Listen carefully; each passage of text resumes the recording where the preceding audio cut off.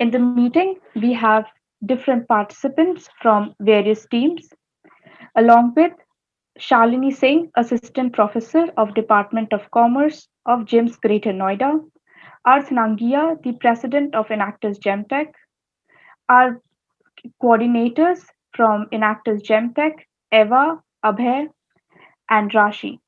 Thank you. I will be now sharing the rules of procedures for the event. Once we are done with the briefing session, we will be adding teams to the breakout room, one by one as per your schedule. I request everyone to rename themselves according to their team code and your name to avoid any confusion. Keep your video on at all times and mic should be turned on only when your chance has come to speak. We will give you the access to share your screen and showcase your presentations to the judges. This session is live streamed on YouTube from both Enactus Gemtech and Jim's Greater Noida pages. Anyone who wishes to join and see the event can do so. We will be sharing the link of the YouTube live in the chat box. The teams will get 10 minutes each, 5 minutes for presentation, 3 minutes for question and answer round, and 2 minutes to wind up. Now we request the team 1 to kindly set up their screen, and we will be now sending them into the breakout room.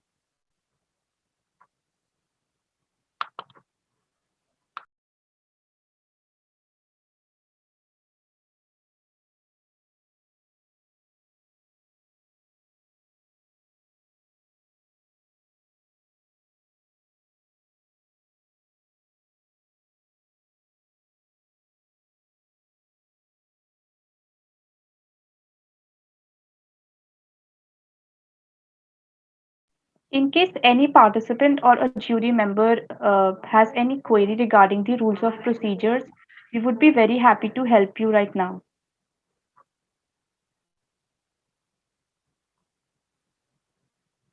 Uh, Team 1 is EJ14.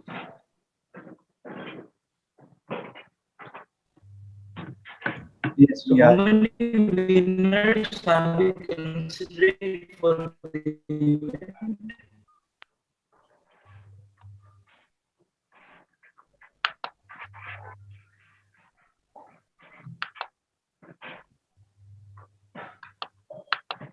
Vaishnavi, Yes, sir, I can hear you. so how many winners are we considering for the Sir, we will be releasing the results tomorrow on another meeting that we have conducted as the closing ceremony. There will be three winners: first runner-up, second runner-up, and third runner-up. Okay. Okay, thank you so much, sir. I request team EJ19 to rename themselves because I will be sending them in the breakout room. Team Abhinandan, kindly rename yourself. yes, I have renamed myself as EJ14 Abhinandan. Okay.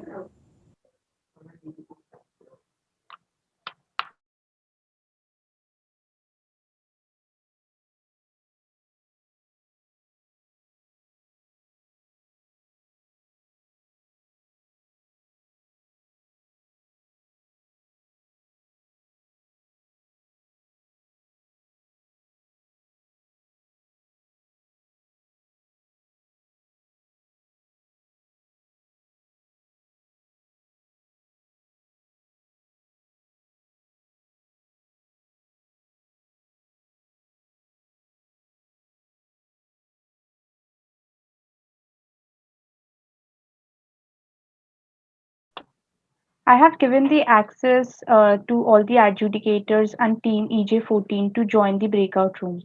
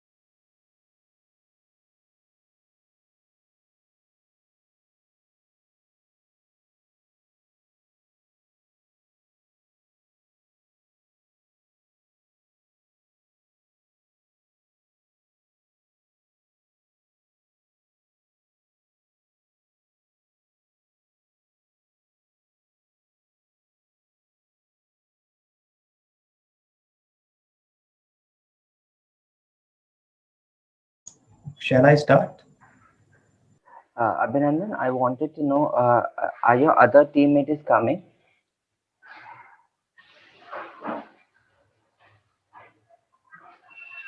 Uh, Abhinandan, I guess you are on mute. Yeah, I'm saying that Anurag was supposed to be here. He was in the previous meeting. I don't know why he's not showing here, or I don't know what's the problem. Okay, let me check. Once he comes, we can then start with the presentation. Okay, sure.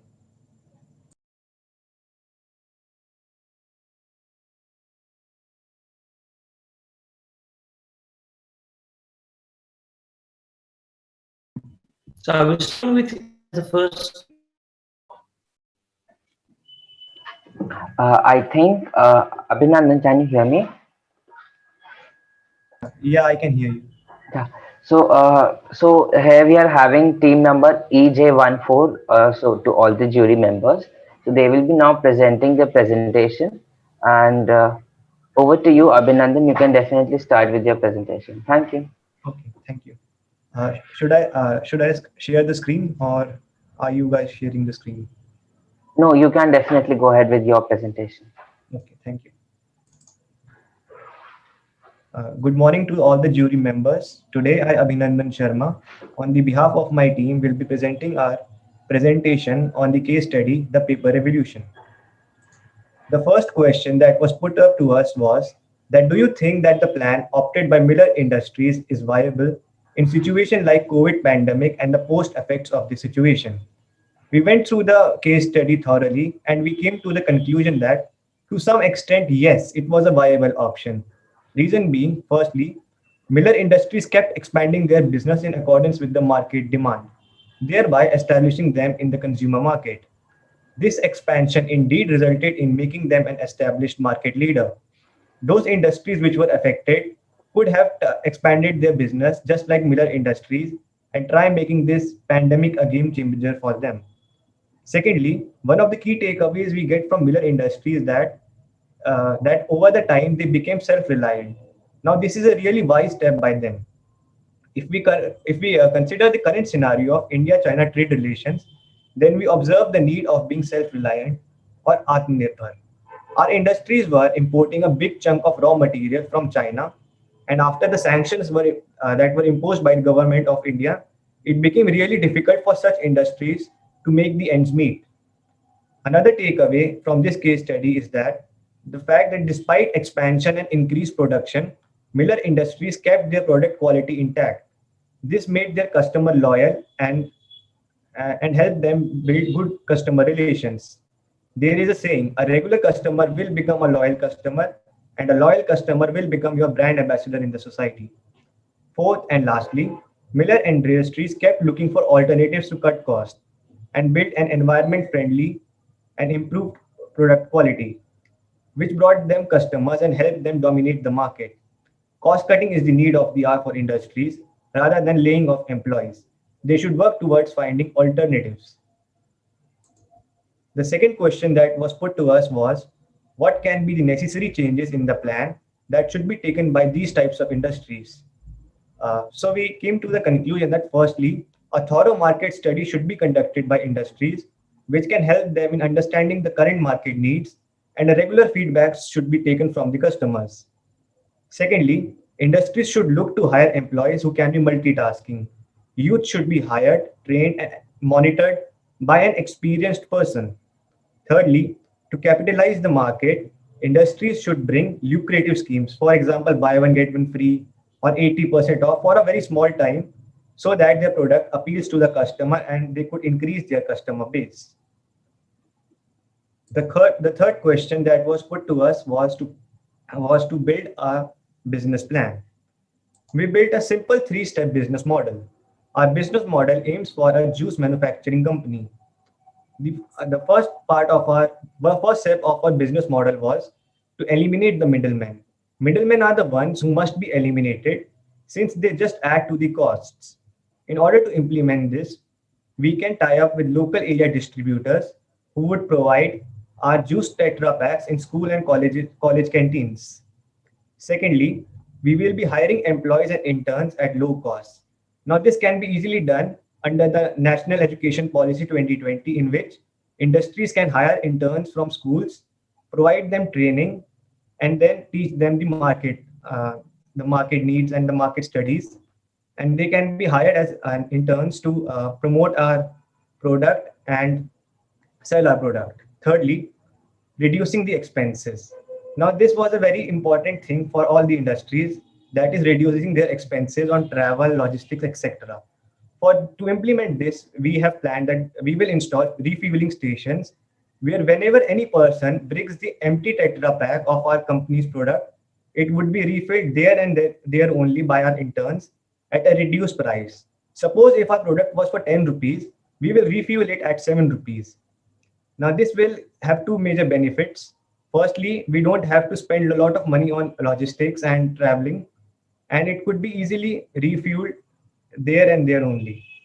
Now, we can monitor this by ensuring that our interns note the barcode numbers along with how many times the Tetra pack was refueled.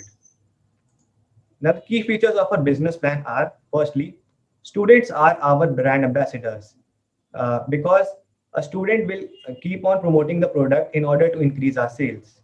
Secondly, our business plan helps in reducing the waste and also our cost on logistics and employees. Thirdly, constant feedbacks will be taken by customers, which will help us understand their needs and bring new products in the market. Fourthly, our business is time and cost efficient.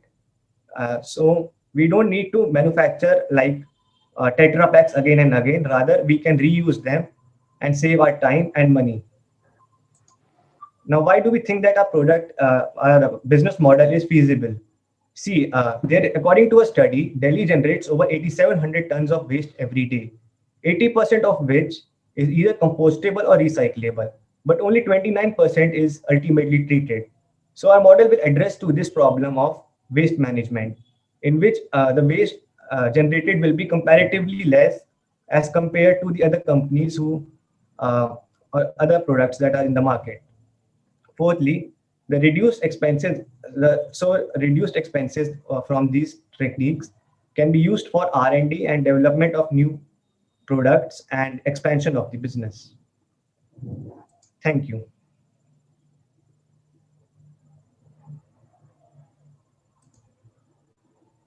Thank you, team, for your presentation. We may now proceed for the judges to ask the questions.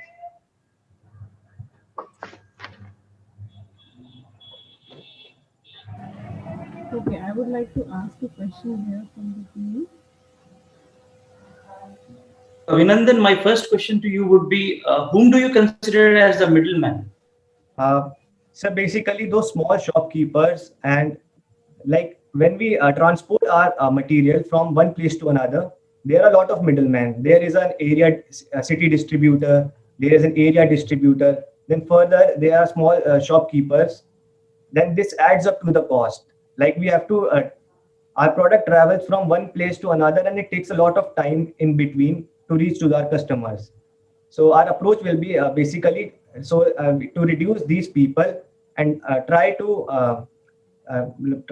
make our product more available in the market, and not like in the matlab, like that.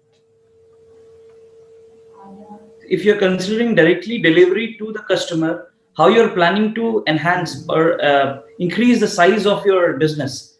Because moving forward, you would definitely enhance or add on to your business. So you expect that you would have so many employees that you cater to individual customers directly from the company?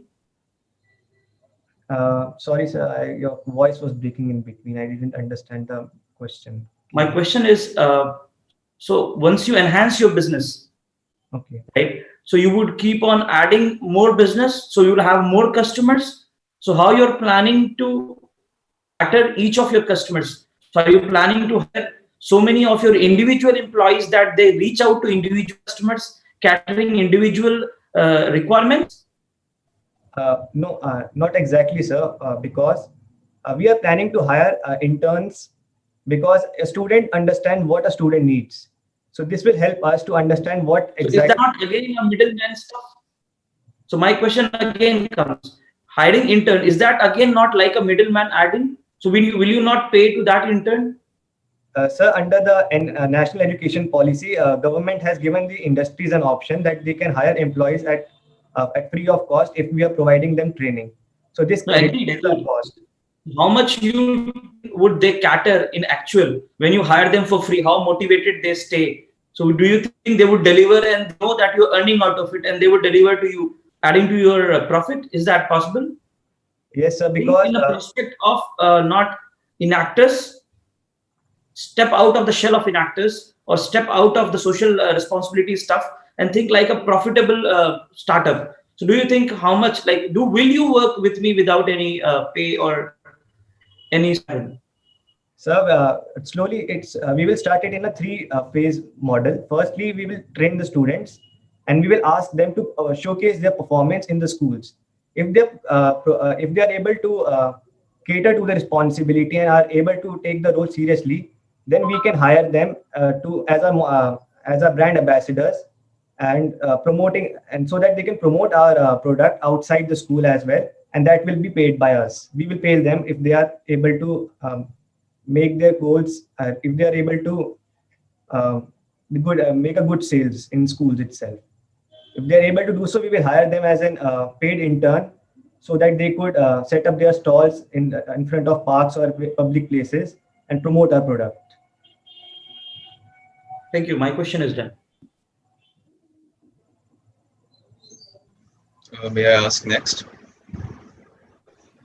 Yes, sir, that yes, sir. Definitely, you can go ahead. Sure, sure.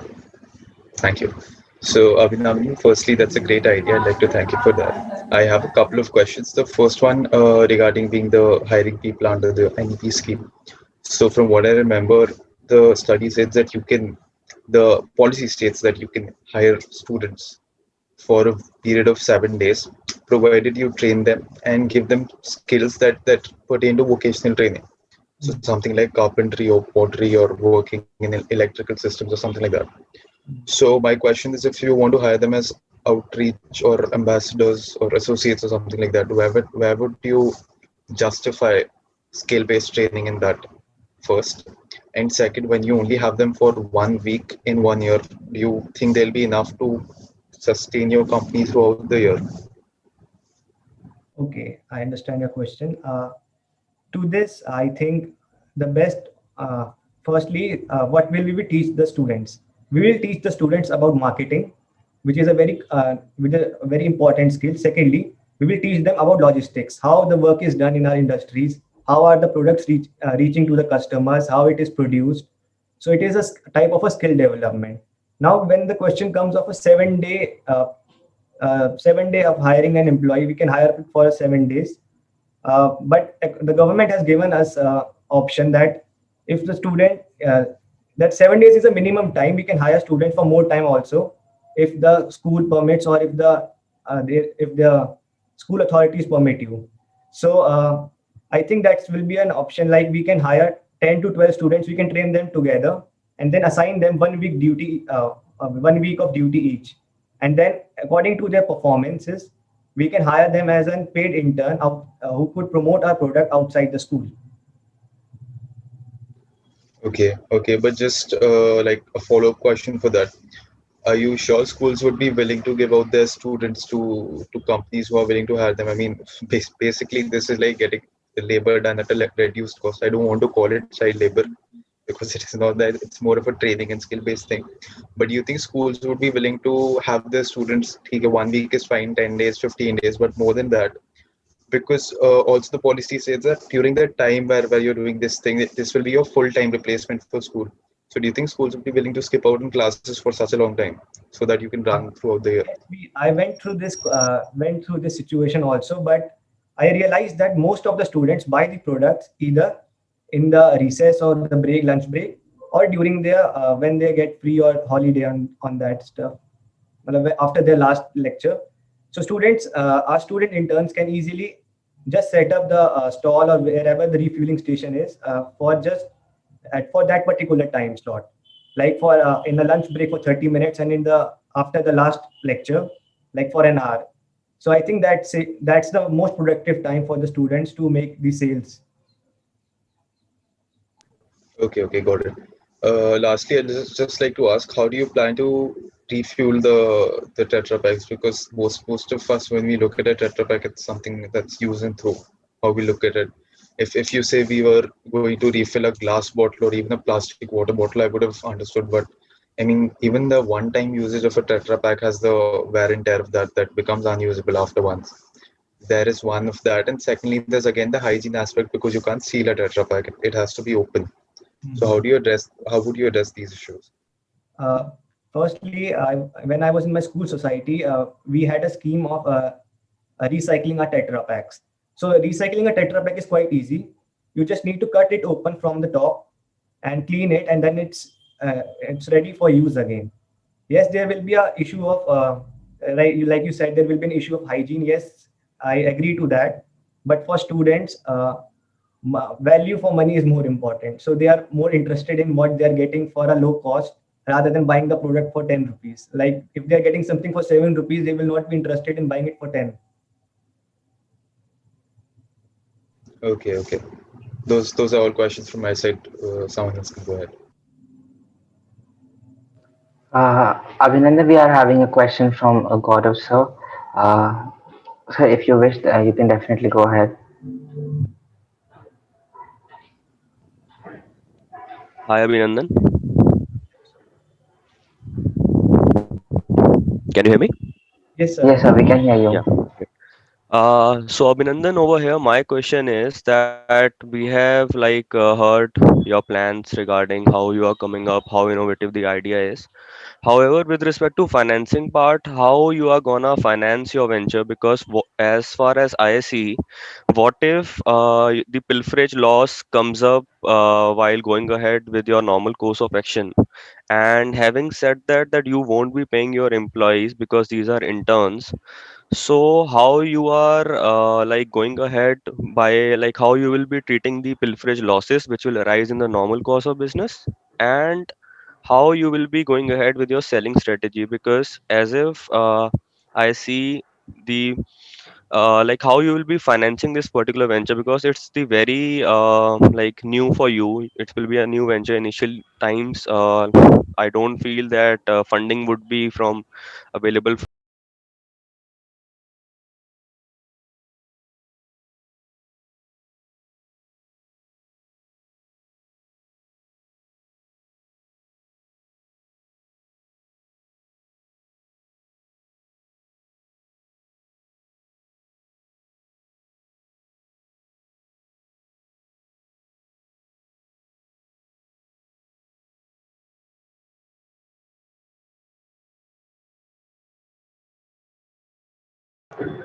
Thank you, team. Due to the time constraints, all the teams are given a time of 10 minutes, and exceeding the time of 15 minutes, the breakout room will automatically close. So we request all the judges to keep the questions short, and we'll definitely adding all the teams in the next breakout room soon. Thank you. So Earth, the names what we have received in terms of the shared drive is that ET. So is that same as the EJ what you're trying to present? The same numbers? Yes, sir. Both are the same code. So yeah, both are same, like ET or EJ. Okay. Thank you.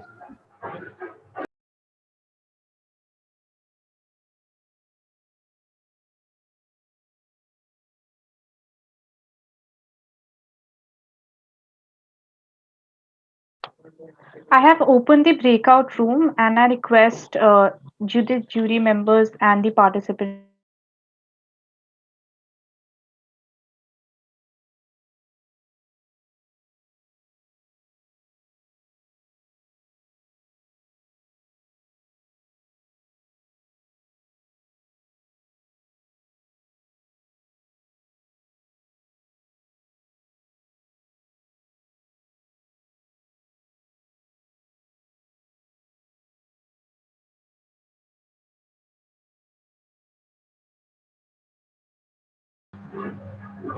Do we have all team members from the next team? EJ037. Can you hear me? Yes. Yes. So here we are having the judges with with you. and you can start with your presentations.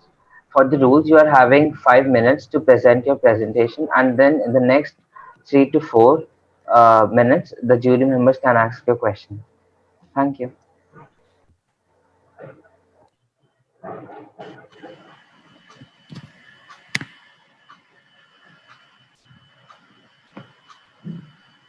Should we start sharing?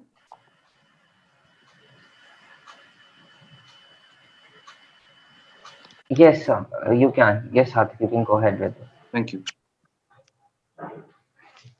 Okay, so we'll start now. Shall I start? Yes. A very good morning to one and all present here. I, Samriddhi, along with Sarthak, Akansha, and Nimish from Team Green Wave, are here to present our project titled Aranyani, which means Goddess of the Forest. So, without any further delay, let's just begin with the presentation. Next slide. Aranyani is mainly based on improving the lives of the backbone of our country, that is, farmers. Taking a look at the problems before us, every year, crops get affected to a large amount because of flood, drought, pesticides, etc. Also, large amount of land and water are required to grow crops using older methods. Next slide. So our team planned this project Aranyani, wherein the farmers will be able to grow crops using hydroponics. Now, before starting about hydroponics, let's see why we chose it. With this practice, absolutely no soil is required, 80 to 90% less water is used, 1/4 of the original land space is used, and growth becomes 2 times. Thus, impact of our project clearly matches with responsible consumption and production. Next slide. Our product has been carefully designed to ensure sustainability and an efficient use of raw materials without generating waste.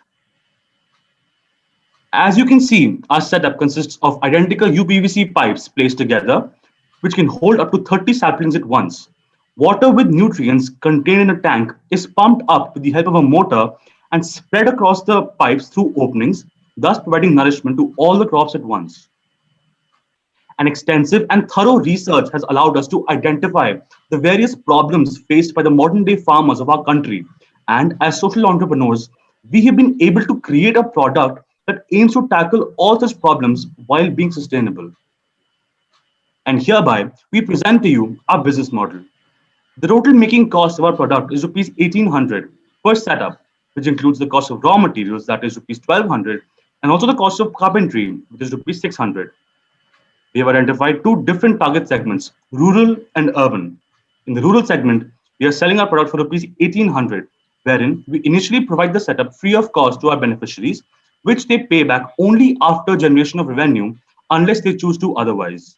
In the urban sector, we are selling our product for rupees 3000, from which the money generated after cutting the cost of making will be used for transport and publicity. Now, let me introduce to you our target audience, which is divided into small scale farmers, the local carpenters, and the landless farmers under the rural section, the gardening enthusiasts, and the public sector under the urban section. Next slide. So basically, we will be selling our product to two sales category, B2B and B2C. Under B2B, our setup will be sold to a farmer where he will grow the desired crop on our setup and sell it in the market. While under B2C, we will be selling our setup to the urban gardening enthusiasts. Next slide. Coming to the revenue model, we have a graphical analysis depicting the estimated revenue that will be generated. As we can see over here, one setup will raise up to rupees 1800 revenue, 3600 for two, and so on. Keeping in mind the feasibility and the cost effectiveness of the setup, we have carefully analyzed the revenue model for the coming years. Next slide. Currently, we have been able to install one setup successfully, benefiting one of our primary and secondary beneficiaries. The expected revenue in a year is rupees 40,000. By next year, we are expecting 4 to 5 more beneficiaries and the revenue generation by the next year to be rupees 2 lakhs. Adding further, in a span of 2 years from now, we plan to scale up our project and start installing large number of setups where the expected revenue generation is rupees 5 lakhs per annum. Next slide. Moving on, here we have a graphical analysis depicting the number of beneficiaries benefited from our project. By the end of 4th year, we plan to impact and change the lives of 20 plus farmers. Next slide. No project is successful without healthy collaboration. So we plan to collaborate with the Gram Panchayat of small villages in Haryana And we also plan to collaborate with the urban nurseries and botanical museums, which can boost our reach. Next slide. Coming on to SWOT analysis, we have strengths. Our setup provides various advantages, which are no use of fertilizers is required. There is a faster growth of saplings. Saplings use 80 to 90% less water, and it uses one-fourth land space. Coming on to weaknesses, in this current scenario, we are not able to visit and approach farmers to offer the setup, but we have some ideas that we are going to implement to publicize our product. Opportunities. We are looking forward to collaborate with the government on using vertical hydroponic setup instead of soil farming setup. Threats. As we know, electricity mixed with water is really dangerous. So, the user need to be very careful about where the power leads in relation to the water supply. Thus, with an aim to uplift the condition of our hardworking farmers, Aranyani promises to provide the best possible solutions while keeping social entrepreneurship in mind. Thank you, judges. Thank you. Thank you.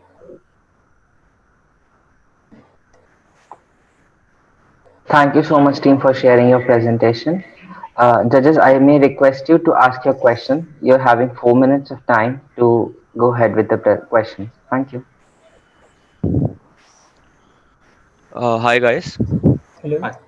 Hello. So could you please let me know that as you have stated the revenue model, what is the basis for this and what's the like financing pattern? How you will be financing this venture? All right. All right. So basically, the revenue, so our setup in itself can generate up to 30 saplings at once, right? So the saplings are sold by the farmers to the market or to, these e-commerce websites. So the revenue part of it is by the farmers themselves. And why we said 40,000 is our limit is because we've been able to generate that many saplings at once in a span of year. Something you want to add? Yeah, so the cost of one setup as shown in the graph over there is 1800. So it keeps on increasing as we increase the number of setups. And for the mass setups, suppose a farmer wishes to buy 10 setups at once. So we have also structurized our plan according to that. No, my question stands as like what's the pattern? Like will you be using your own savings or you will be resorting to funding for this particular project? All right. So basically, we are selling our product for 1,800 to the farmers, right? So we're getting that same money back. So in the rural section, we're paying, as mentioned in the business model, we're selling it for 3,000, out of which 1,800 is the making cost, and 1,200 it goes into our publicity and transport. So we're not putting our own money in this per se because we're getting everything back. Whatever we've put in or wherever from our funds, whatever we're getting it all back, basically. Thanks guys. I'm done. Sarthak, Gaurav's question was so it's not confining to one of your orders. His Yeah. prospect was the entire setup of your business. Because what you are talking about is prospect of one order, which is just 40. Consider Yes. it goes in numbers. So Right. what do you do then? Right. Okay. Thank you so much. So, for example, if a farmer wants to buy 10 setups, can I take that as an example? Will that be okay? So, basically, in that scenario, we are Let's taking talk of 50. Let's talk of 50. 50. Okay. Sure. All right. All right. For 50 setups, we are initially taking 40% of the cost from our farmers in advance. That is where we are going to invest in the raw materials and everything, and the 60% will be paid back after generation of revenue. So the initial 40% is paid by the farmers before, like when they're ordering it, basically, for 50 setups, say. So none of the money goes from our own pockets. This is how we've We set it up. will get back whatever we are investing. Yes. So initially, like I mentioned, the farmers are paying us for a bulk of orders, but not the You full had a amount. point in your okay. Coming to Sorry. my question. So you had a point in your strength as 80% less consumption of water. Could you Yes. justify that? Nimish, do you want to? Yes, okay, sure. So in this setup, we are using 20 to 30 liters of water tank. So in normal soil farming, soil uses a lot of water, as we know, and there is a lot of water wastage. But in this, we are reusing the water from the water tank. Means Um, where is the uh, wastage? Where is the wastage? um, I mean, when you talk of farming, it goes to the groundwater. So where is the wastage coming here? may I add something to the point of Nimish? Yes. Yes. Yeah. So how does it work basically is that the water which is collected in the tank is pumped up and it goes through the pipes as Sarthak explained the structure. So now here what happens is in horizontal soil farming, the whole water is spread across the whole land. But here the water which is pumped up from the top, it goes to the bottom. So in that way, just one cycle of water is sufficient enough to water all the pipes at once. So in this scenario, because of the vertical soil farming, because of the law of gravity, as we can say, as water will go down on its own, we are using less water like this. Also, in a traditional And soil farming, a lot of water is used. If you think about the numbers, I won't go into the exact numbers, but a lot of water is used. So for us to be able to use 30 liters of water and regenerate it to our crops uses 80% to 90% less water than soil farming, which is where we got the facts basically for our presentation. Thank you. I'm done. Thank you. Can I ask the other question? yes, Yes. sure. Sure, go ahead. Okay. Hi, team. Hello. So, my question is regarding two main things. First of all, you mentioned in your PPT that the weakness point in your SWOT analysis is about that how you're going to publicize this in COVID, right? So, that's my first question. I want you to shine light on that. Second thing in that, as Sarthak put it out, that you are going to have 1,200 led out of your budget for transportation and publicity, right? So I exactly want to know what exactly methods are you having in mind to publicize this thing, and how are you going to use this funding opportunity? Because when we talk about hydroponics, it's not something which is very usual, right? And let's say if you're going to like the kind of target audience which have set out for your plan, the kind of people, if you're going out to them, if you say that okay, this is our system, this is hydroponics, people won't know about it, they won't know what is hydroponic at least. So they will say okay, this is just something like a sapling system, but yours is different, it's a technology. So how are you going to justify it, and how are you going to make up for it? That's my question. Right. So I'll just say one thing before I'll ask you to add some, Riddhi, is that see everything begins with a survey. So we've been very efficient in conducting these surveys, wherein we've identified the problems faced by particular farmers, and that's wherein we bring up our technology. Our first motive is to identify what kind of problems these farmers are facing. Yeah. So that is where we identify these farmers. So, Samiti, do you want to add about publicity? Yeah, sure. So, as Sarthak said, first of all, convincing is required, and for that, we need the survey. And for the kind of period that we are facing right now, we have also planned on those things. Like for COVID, we can't reach on to the farmers directly and convince them. So, for that, what we have planned is we have planned to collaborate with Anganwadis and panchayats of the local villages where the videos on how to use hydroponics, why use hydroponics, all this will be shown. And it's in the process of making by our team. We'll show all the videos which are required for hydroponics, and also in the rural areas after the COVID period has stopped, we can even put up some posters in the village. We can also organize nukkad nataks over there. And for the urban area, we have bifurcated it like most of the people use social media, they're very active over there. So we have a constantly regulating pages, Instagram pages. We'll also update all the posts over there day by day so that people also get to know about what is hydroponics and they actually get convinced by the use of it. We've also been able to develop a website which Yes. exists. I mean, it is still a work in progress. I'll be honest with you, but yeah, for our future plans, with the website already created, we are planning to publicize it well. So the 1,200, like you mentioned, lovely, from the urban cost will be used for publicity, Publicity like and for, transport. for like digital marketing. This is an example. So there are certain aspects that we've identified of how we can publicize it, and we've put up a cost we can put into it basically. So, like for urban things, you are focusing on digital marketing and just Yes. just the Anganwadis and stuff. If you talk about the rural areas, don't you have something else that you can try? Yeah, to cut the transportation cost, we have also planned to collaborate with the local carpenters over there so that we need not face the problem of transporting. We can just collaborate with the local carpenters over there and they can help in supplying the setup to the farmers over there. Okay, sounds about good. I'm done here. Thank you, team. Thank you. Thank you. Okay, I have a question. So, as you told, like you already have one client, right? Yes. So, what are the major saplings or crops you are focusing upon? Right. We have, Akansha, would you like to add? Can continue. You only Yeah, have 10 right. seconds, guys. The time is closing. But Right. that's fine. Just give me like few insight. Yeah, lettuce and tomato are the major crops which we are growing right now. So And are you? and Yeah, so are you focusing to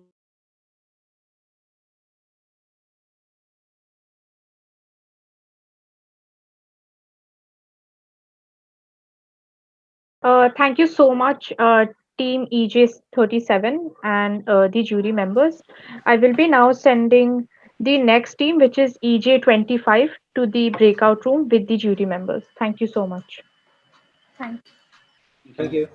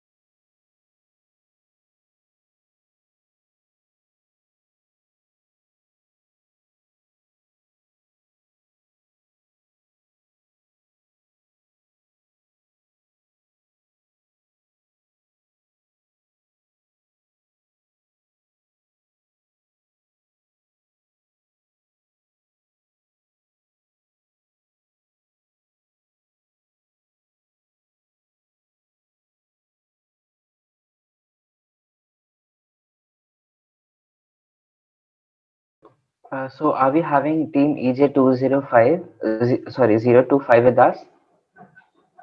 Yeah. Okay. So guys, you're having 5 minutes for the presentation and the next 4 minutes for the questionnaire round. You may proceed with your presentation. Thank you. Okay. Akshat. Yes, you have. Okay.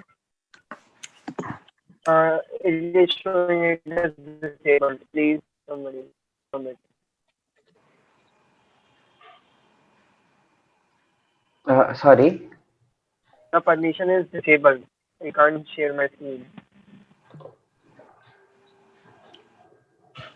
Let me check it once. I guess the permissions are there with you. Like all the participants can share their screens. Can you check it once again?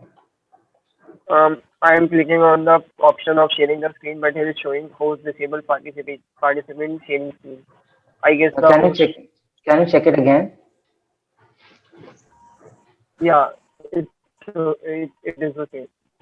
Okay. So it is the same actually. Like you're not able to share.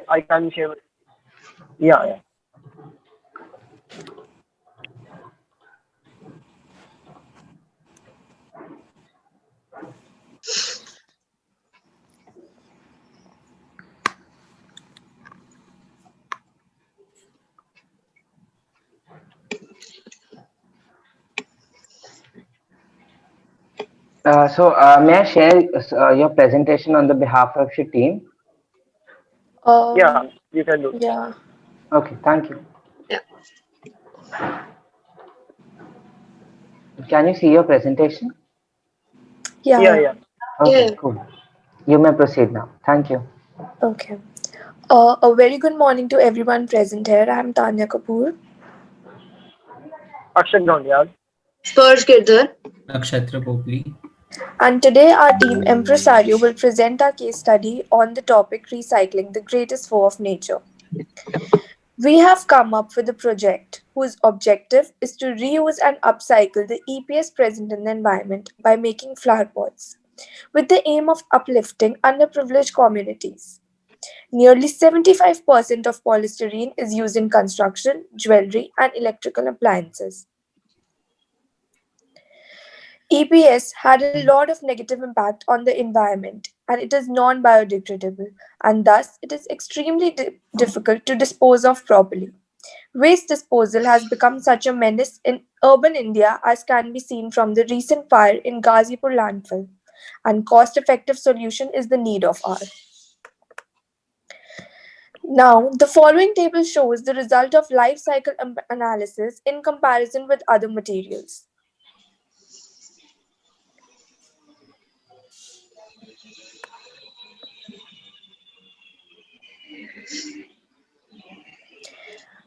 As we know, EPS is present in large amounts in the environment and its consumption can't be cut down. So, there is a need for proper disposal using an appropriate waste sorting and management system. Hence, our project is focused on reusing and upcycling EPS already present in the environment. Please move to our next slide. Okay. So we will be manufacturing flower pots that will be made from one part crushed EPS and one part cement. These pots will have the same strength as traditional flower pots, but weight and price will be half. The flower pots, being very light, are also easy to carry and transport. As a part of our customer service plan, we intend to offer free repairs for a limited period of time in case of breakage. The broken pots will be upcycled and made reusable by adding more cement to them. Next slide, please. Here you can see an example of the product. Next slide, please. Business model. And now coming to the business model, we will be using scrap polystyrene bought from electronic and furniture shops to make environment friendly as well as sustainable flower pots. These flower pots can also be bought with potted plants grown by poor farmers. The price of these flower pots will range from 30 rupees to 300 rupees depending on the size. Yeah, so now coming on to sustainability, the fact that we are reusing as well as upcycling EPS on every stage of our project not just ensures the environmental sustainability, but it also makes us stand out from the rest of our competition in the market. Now, a product benefits the society in a way that the flower pots can be painted and designed by the unemployed and the underprivileged women and then sold in the market, hence acting as a source of income for them as well as for the farmers who would be growing the plants which have to be sold with the pots. Now we come up to our prototype model. Our team aims to build a prototype which would interface relevant sensors to sense the three types of waste and help in segregation of the same, comprising of the components like the IR sensor, which would be responsible for the start of segregation mechanism by sensing the presence of the waste or the garbage. Next is the raindrop sensor, which would be used to sense the wet waste, and the inductive proximity sensor, which would be used to sense the metallic waste. Now, we further intend to collaborate with the municipality by installing the built waste segregation machines in the municipality garbage collection trucks for the simultaneous collection and the segregation of the waste. The following is a flowchart which explains in detail the working of our prototype. The garbage collected will be segregated wet, dry and metallic. Then EPS will be separated from dry waste by segregating the three types of waste into three different containers. From these containers, the dry waste will be separated by using the densitometric waste sorting technique, which works on the principle of separating the waste with less density by sucking it. Then the sucked out EPS will finally be collected in a separate container. Next slide, please.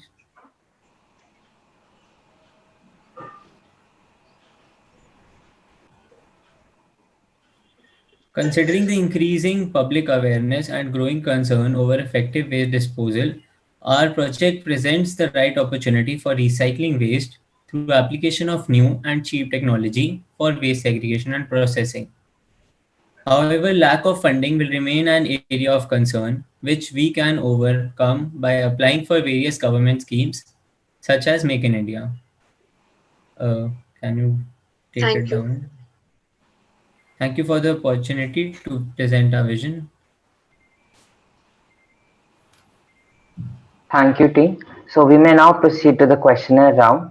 Judges, we are having 3.3 minutes for you to ask your question. Thank you. Guys, can you quickly tell me what is EPS? Expanded Sir, it, polystyrene. So how did yes. you clarify that like into three criterias? Sir, Wet, dry, when and we do the waste segregation, we normally see three categories of the waste, and out of that, EPS is the dry waste because wet can be segregated by other Coming methods. again to the same question, coming back to the same question. What is EPS? Sir, it is expanded polystyrene. What is that actually? Sir, it is a thermopols and form oil. of styrene that is seen in the form of the products like the cups, and since we told you like they are seen in the food and the horticulture areas, so it is present in the solid form. How did you classify that into three criterias?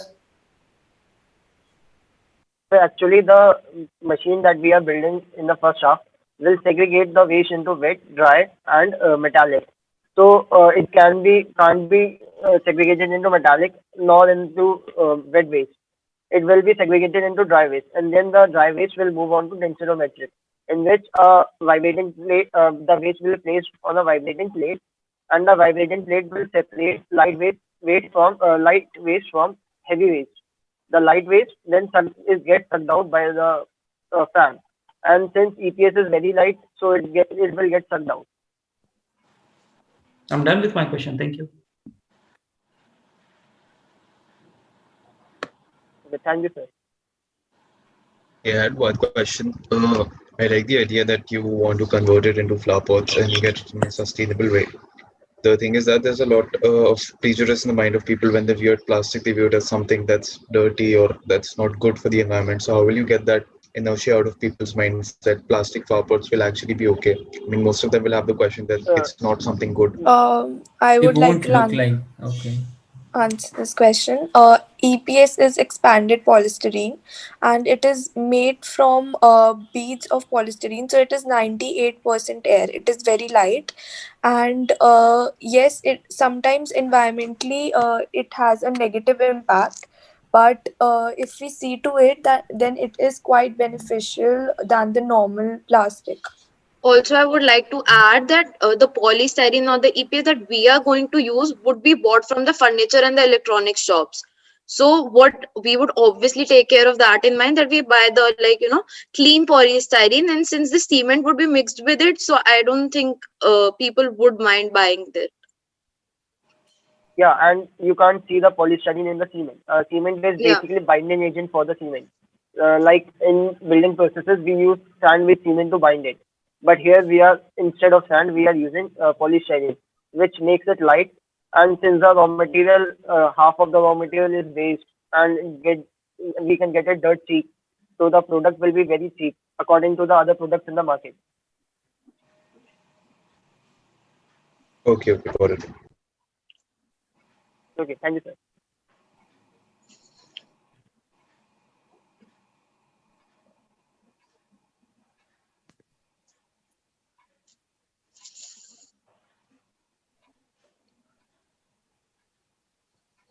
Do we have any more questions for the team? Yeah, okay. I have a quick one. I just want to ask that if your collaboration with the municipality does not work out, what's your backup plan to approve the sensors? How are you going to install them? What's your backup plan? Ma'am, actually, if we can't get a collaboration with the municipality, we'll target small industries which are separating these waste. Actually, the machine that we are building is made up of basic components, and the plus point of it is any normal electrician can fix it. We do not need a skilled technician. So if we target small industries, they, we believe they would love to collaborate with us, as our machine is very cheap, as well as it's very easy to repair and maintain. So why is it so difficult to collaborate with the municipality?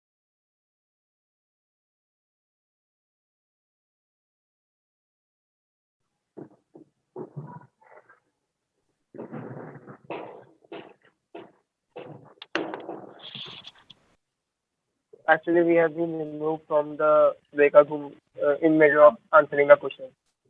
So what's the process? The process is that we completely understand that you wish to answer the questions. What you can do is you already know the question and you can email us your answer. So we will be coordinating with your jury members for the same. Okay. So Thank do we have to leave the room now? You're already in the main room. If you wish Okay. to stay, you can. Okay. Thank you. Thank you. I'm now allowing team EJ17 to be there with the jury members.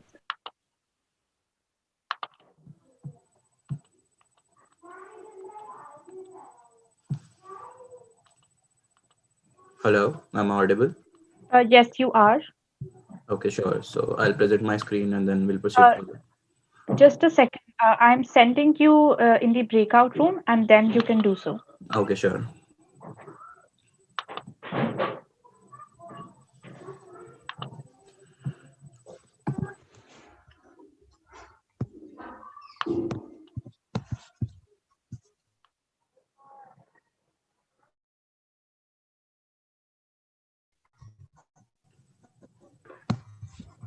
Hello, can you hear me?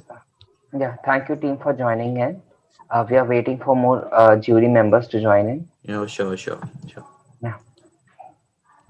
Shall I present my screen now? Yeah, you can start with your presentation. You're having 5 minutes to present, and the next few minutes will be taken by the jury members to ask the question. Thank Yeah, you. sure. Actually, the host has disabled my participant screen sharing. So if you look into it, it'll be great. Yeah, let me check it once. Oh, sure. I think it is enabled. Just give me a minute. I'll get back to Yeah. this room again. Sure.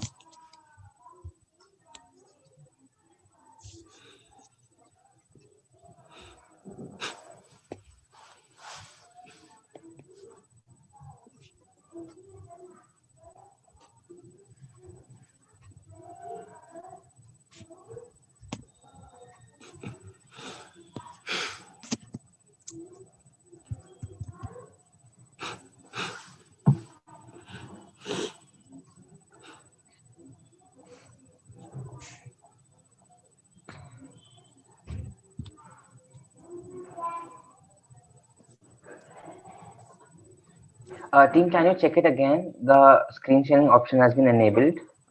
It's still disabled. Vaishnavi, would you mind checking it? Yeah, I'm just checking. I'm so sorry for this. Okay, sure. I Actually, we I have you have the access. Everybody has the access to share the screen. All the ho- participants. host disabled participant screen sharing. Zoom is giving a notification. Yeah, that's not allowing the participant to share the screen. Host disable participants screen sharing. Can you would you mind checking it again? Yeah, I just Yeah. checked it right now. It's not allowing. I think there is some issue because all I see is that you have the access to share your screen. All the participants. Divyanshu, are you able to share your screen? No, I'm not able to share Me my screen. either. Me either. May Even I I'm not share able to. your? May I share my screen for you Yeah, with your sure. presentation? Yeah, sure. Yeah, sure. Thank you.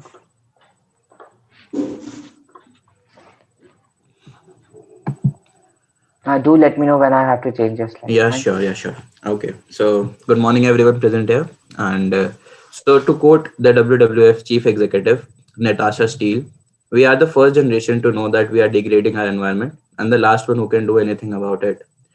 So, the current COVID-19 pandemic has definitely alarmed us regarding the current health crisis, but also about the looming environment one.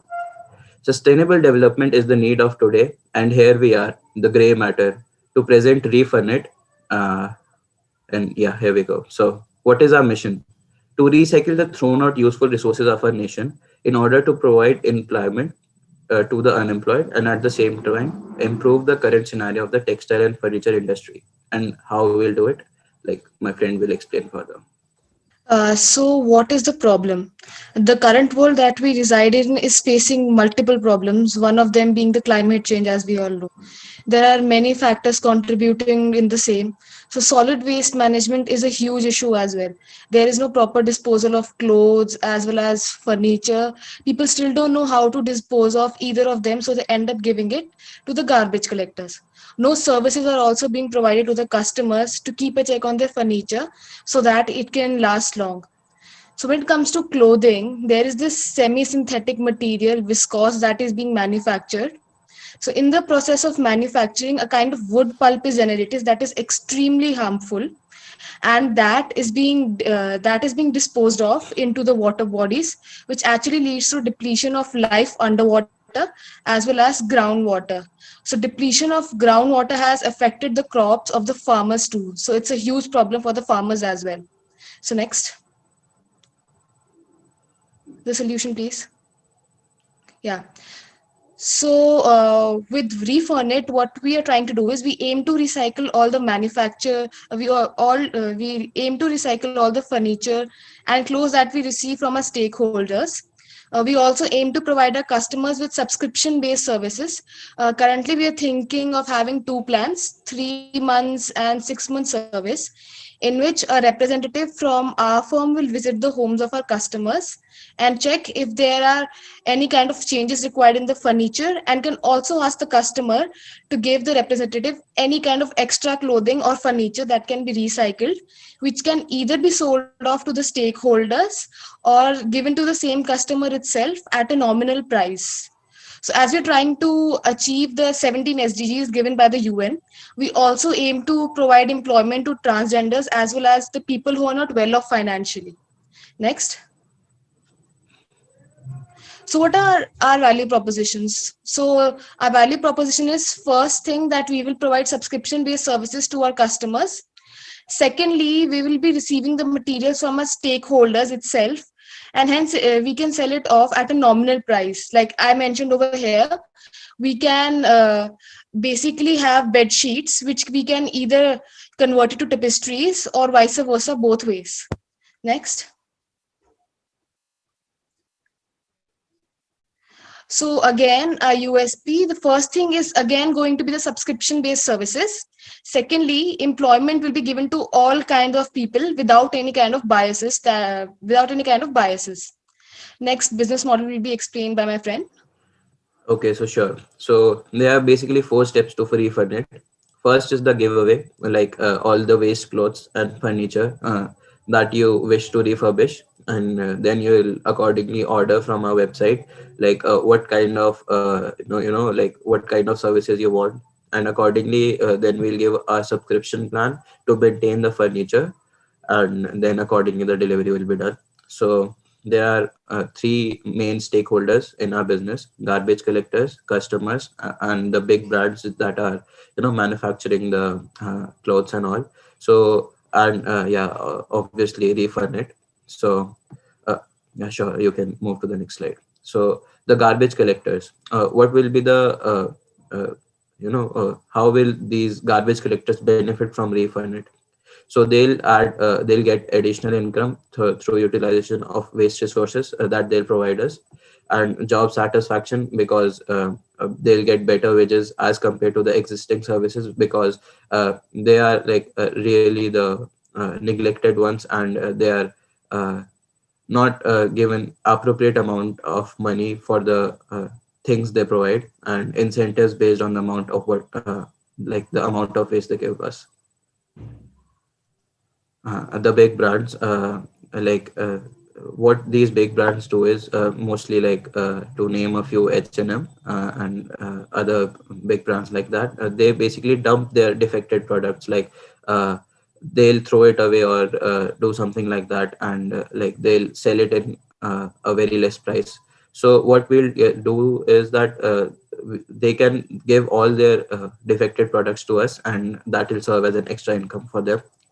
And in the end, the customer obviously economical, because it is recycled and we can provide the same thing to them at a very less price, accessible even in remoter regions because of our delivery and incentives based on customer loyalty, such as if they give subscription, they take subscription plans from us, and be a loyal customer, we'll obviously give them some incentives.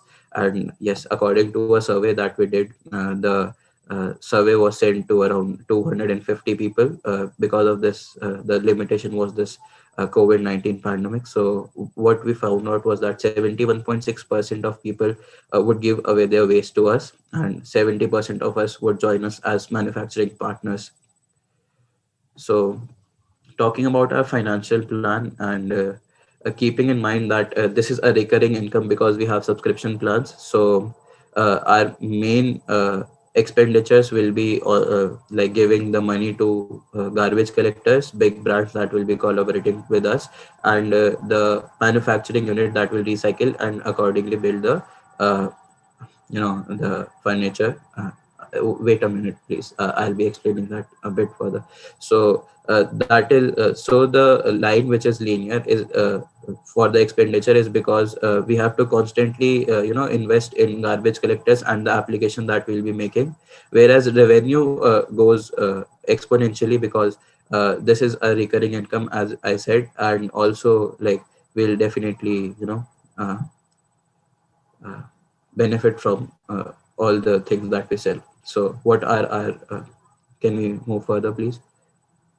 Yeah, so what is the bigger picture? So work for gender equality, where transgender can be promoted in our manufacturing units, tie up with localized furniture manufacturers, and yeah, expansion throughout India. Okay, I have a question. Am I audible? Hello. Hello. Hello. Yeah, I can hear you, ma'am. Yeah, I have a question that how would you, what would be your plan for like promotion mix kind of that how would you promote your business plan? Yeah, sure, ma'am. The social media is one of the best thing that is blooming nowadays, and it has definitely like bought the people on the bandwidth that they follow the trend, and definitely that uh, the safety of environment is one of the issue that everyone is understanding nowadays, and recycled products like as we see that jute bags and things like that are definitely being taken into consideration nowadays, and newspapers are also being recycled. So this is what we can do, and definitely gain an edge over the competitors. Okay. Yeah, thank you, ma'am. Can I ask the other one? Yeah, sure. Okay, so I just want to ask primarily about two things. First of all, is that what's going to be a USP while you promote yourself over social media? Because now in the online world, we all have so many deals coming on. So why would someone want to buy a refurbished good, that to be on a subscription basis rather than a new one? That's one. And secondly, I want you to throw some lights on the logistics, basically. Like how are you going to take care of the transportation cost and everything to and fro? Navdeep, would you like to answer this question? Okay, so the first one being why somebody would like to buy a refurbished is, first of all, we all know that what we are trying to do is we will basically promote that how the climate change is affecting everybody in a negative way, and what we can do as people of this earth to make this world a better place to live in. Again, we will be providing subscription based services, and this will be valid for all kind of furniture, either it be refurbished or not refurbished. And the price will also be quite low, as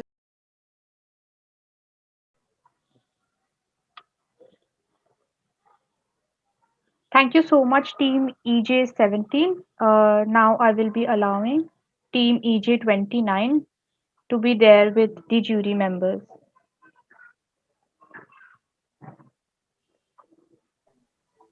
Divyanshu, you're saying something? Hello. Yes. So actually, we were in the middle of answering that question. So And we Uh, actually kind of started late as well because of the presentation. Yeah, actually, we did exceeded your time by 2 minutes. That's okay. Let No, them I let them just saw finish like their 60 answer. seconds. Finish off your answers, please. Okay, sir. Okay.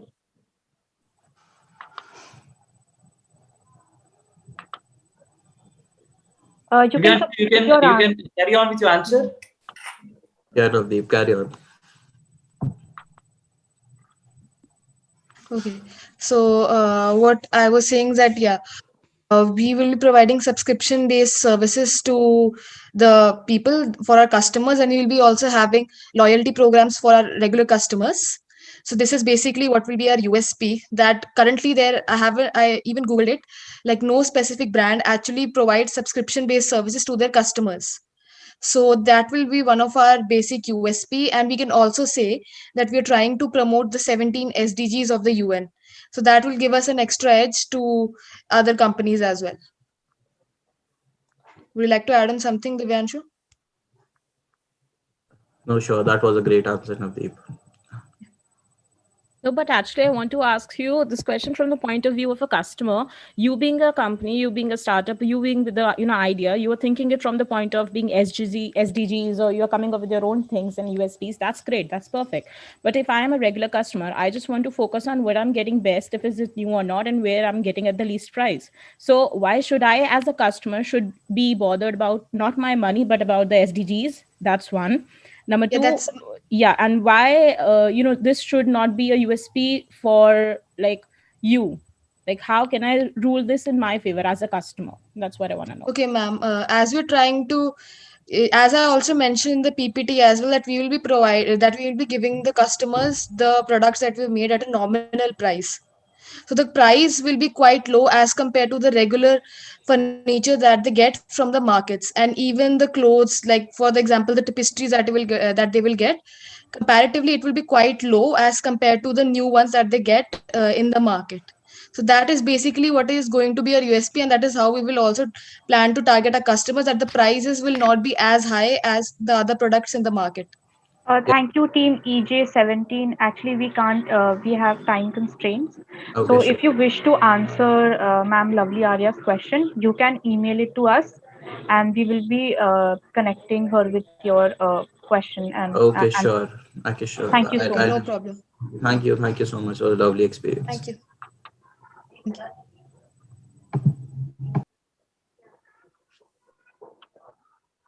I have now opened the breakout room for team EJ29.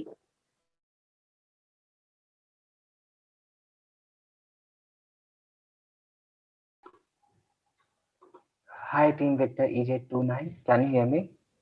Yes, good morning, everyone. I wanted to know, you are the only person from your team? Yes, I'm the only one. Okay, sure. So we are having the jury members with us. You are now having 5 minutes of time for your presentation, and after that, the judges will proceed towards the questions. You may now begin. Thank you. Thank you so much. So, good morning, everyone. I'm Ishita Sood, and I'm representing Team Victor. While the world progresses onto a cleaner future, India stands at the cusp of the old and the new. With the government introducing Gobardhan Yojana in April 2018, I felt that starting such a movement that transcends the entire country could only be successful if it is culminated from India's roots.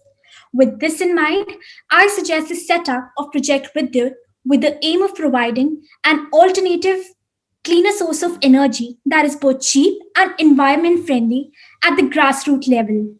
The story behind this project revolves around a fundamental issue pertaining to the lifestyle of the rural population. My preliminary research suggested that over two-thirds of rural population still relies on traditional sources of fuels for their needs.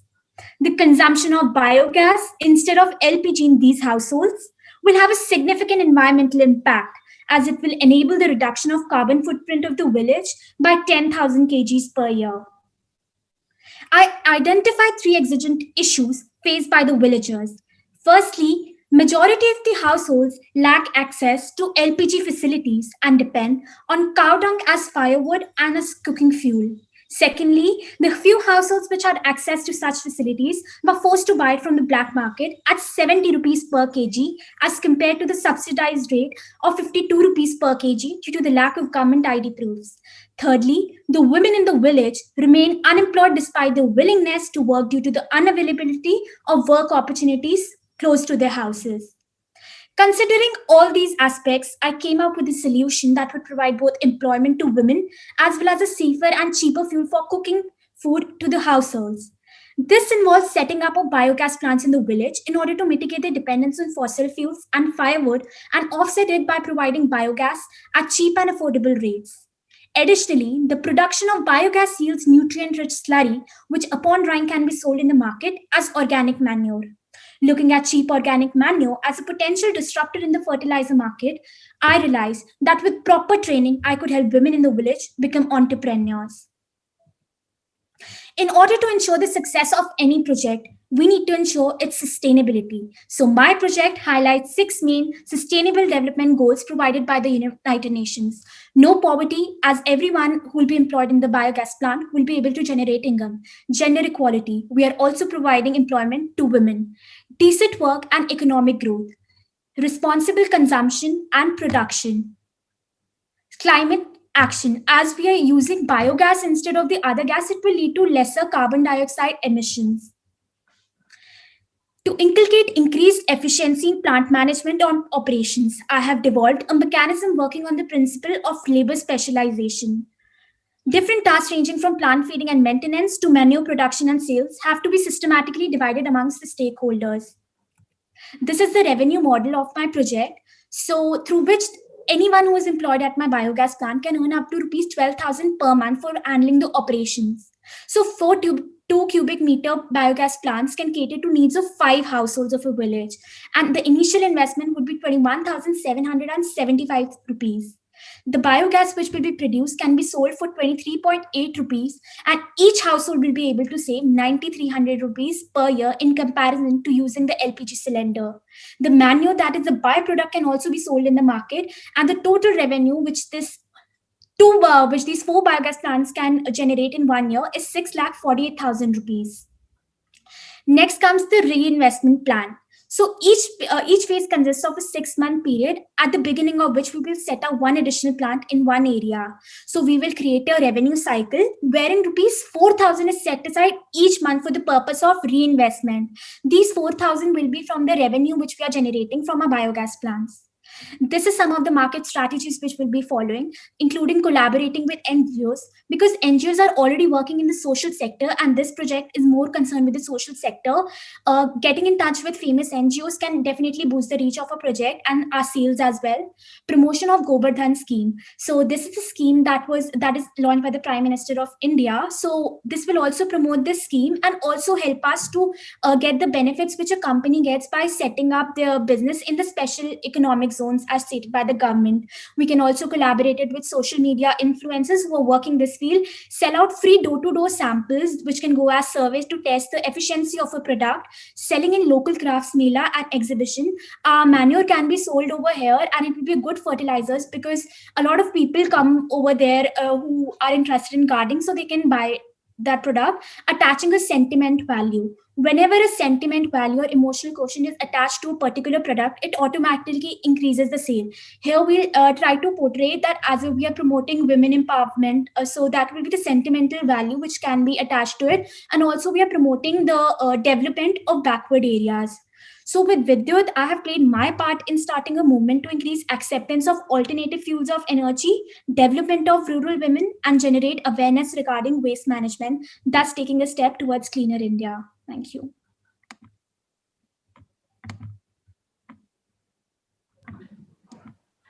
Thank you so much, team, for sharing your presentation. We may now proceed towards the questionnaire round.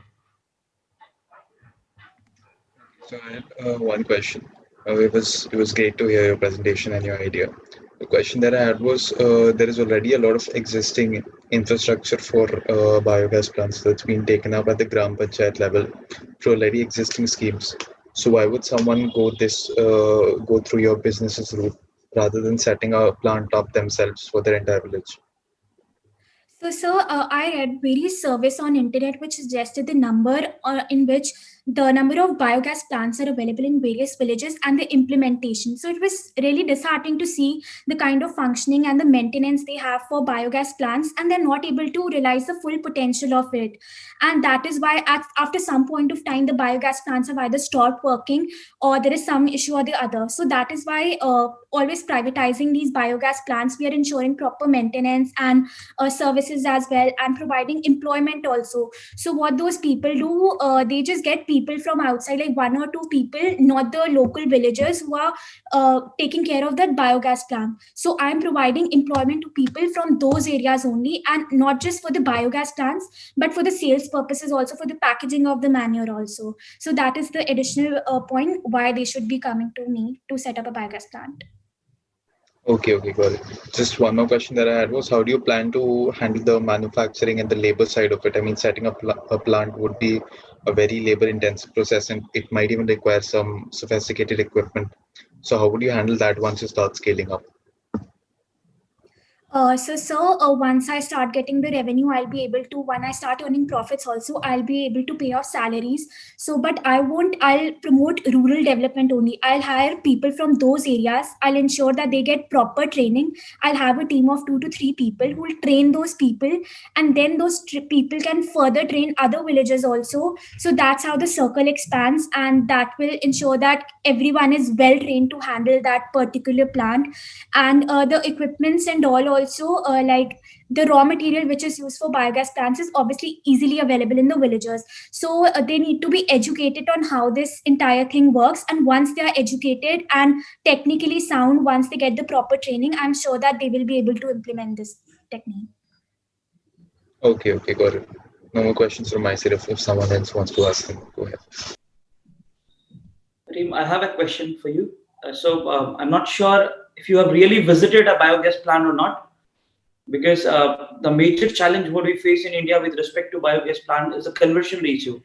Like, what is the input in terms of dung and the conversion churn out ratio, and what is the gas coming out? If you see, that's the only reason only 5% of the entire LPG consumption in India is biogas segment. So did you ever get a chance to visit any biogas plant? Yes, sir. Actually, I'm from Enactus Jemtec College, and this is our project only. And we are setting up biogas plants in Jaunapur in Delhi. So that is where, like, we got an opportunity. We are teaching the villagers over there how to do this entire thing. So even we are learning alongside them. So my purpose of telling this was because I have seen and I've visited multiple plants. The major reason of failure is the raw material what is required to convert the gas is missing in most of the cases, because at an average, if you see 1 to 2 kilos is like not more than 3 kilos per day is output from any cow or buffalo what you look for. So in that way, we need a major input. So that is where we miss in terms of conversion ratio. So that is my lookout for you. Yes, I'm done sir. for myself. Thank you. Yes, sir. So, sir, before setting up, we need to look like, because the reason why I suggested rural areas is because these cow dung and the raw material which is used, the waste, leaves, and etc., they're easily available in the rural areas. So, we have a plant in Jaunapur which we are setting up. So, in Jaunapur, all these things, like, it took us almost 1 to 2 months to figure out the exact place where we need to set this up. So we had ensured that we do get all these things easily available out there and in sufficient quality, in sufficient quantity, to ensure regular production from our biogas plant.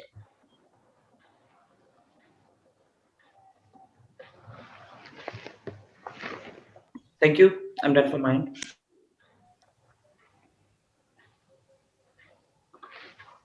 Can I ask the other one? Yes, ma'am, definitely. Okay.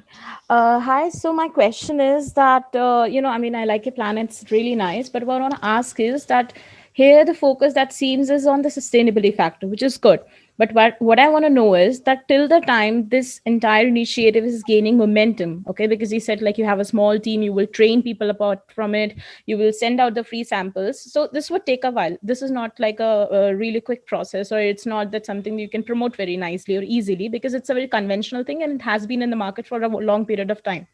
but because of the constraints which even you also mentioned, it has not been that much popularized. So what I want to know is that till the time it's gaining momentum, how are you planning to take care of the finances that's going to take up while you set up an entire thing?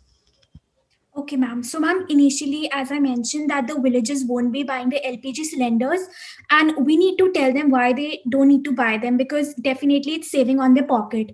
So, once they are well aware, so we are initially selling our biogas to the villagers only. So, that will be a major source of revenue. Secondly, talking about manure we can sell in nearby nurseries only. So, near these villages and everything, there are a lot of nurseries in the interiors where good households also they go and buy the plants. So that's one place where manure can be sold initially before the proper marketing stage, and the biogas can be sold to the households initially in the villages, and later on we can expand as and when our project expands, the number of plants expand. Okay, thank you. Thank you.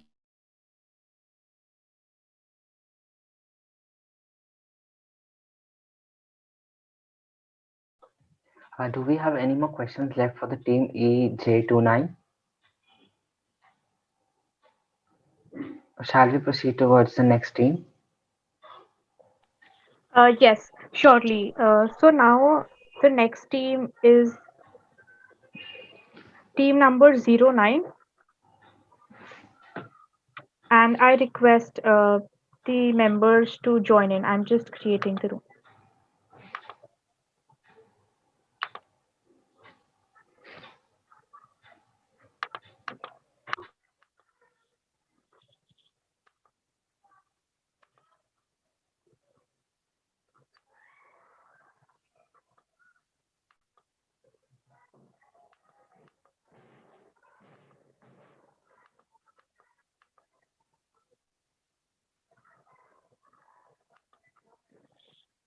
I have opened the room and I request the members to join in. Thank you.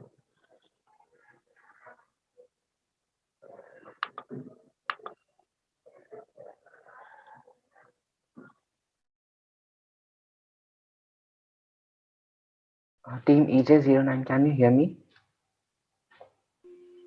Yes, yes, So are you having all of your members in the room right now? yes, sir. Okay, so you are having 5 minutes for your presentation, and the next few minutes will be taken by the jury members to ask some questions for you. You may now begin. Thank you.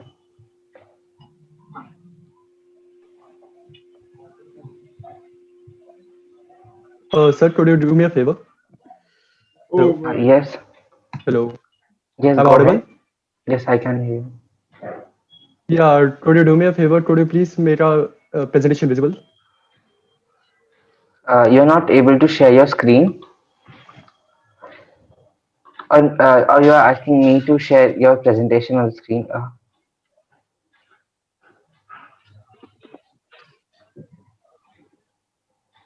Hello, can you hear me?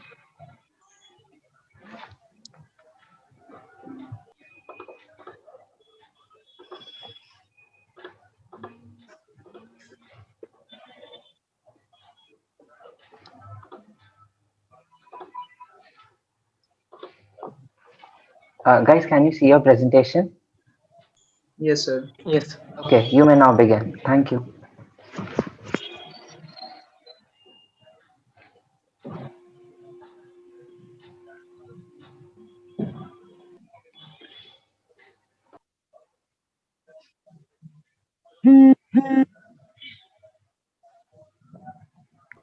Team, can you hear me?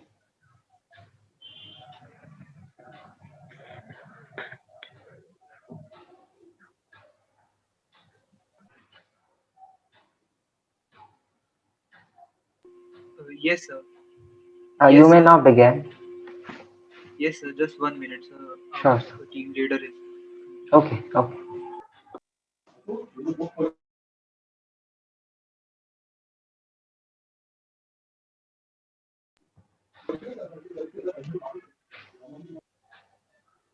Hello? Hello, yes. Yeah. Yeah, I can hear you. So good morning. Yeah. So good morning, everybody. My name is Shivam. Me and my teammates are team.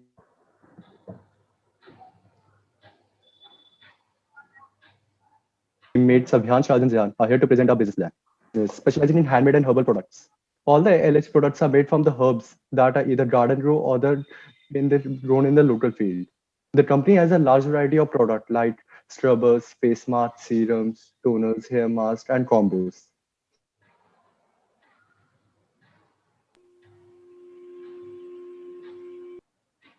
The company has a vision to help the people in achieving this skin. Now our product is solving like three problems. Our product is mainly aiming the Indian skin type.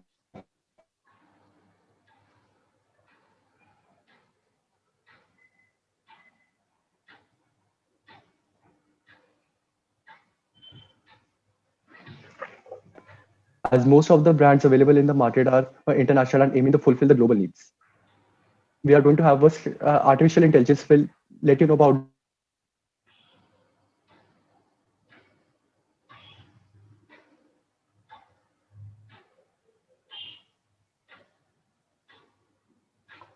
and how it works.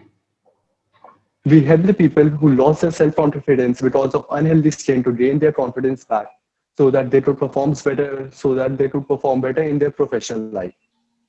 People usually consider skincare to be the least important thing and bother about the result, of which they Google their skin problems which do not even treat the problem effectively. Our technology use various type of UI and UX has been used for the development of the application. We are using the skin specialists, dermatologists, just a tap away from the customer who are willing to take a professionalism advice regarding their skin problems. Now our USP will be explained by Rajan.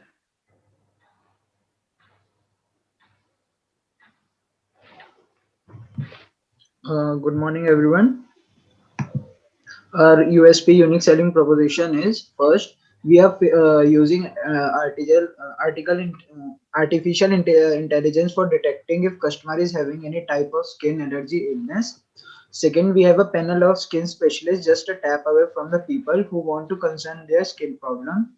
Third, we are using 100% natural ingredients for the development of the product as prescribed by the cosmetic specialist. Then our products are made in way they are able to cure very types of problems or the skin illness as they are produced by R&D on the basis of the reports given by the skin illness specialist. Then competitive analysis.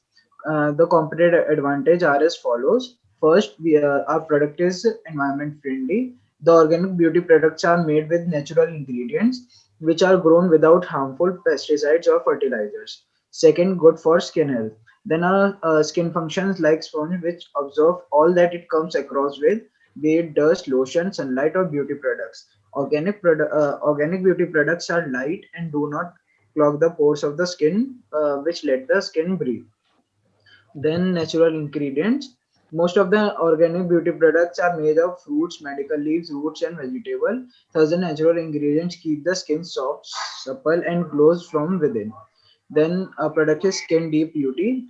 Absorption of chemicals or exposure of chemicals on the skin throughout the day is more likely to cause cancer. The chemical hold the power to penetrate within the skin cells and damage them from the depths. Then the last one is ease of buying. If customer has a specific skin concern, they just scan their face and answer a short questionnaire. So we can understand their basic skin type of a brand's AI will recommend the product suitable according to their skin. Our major competitors in the market are Marico, Forest Essential, and Patanjali.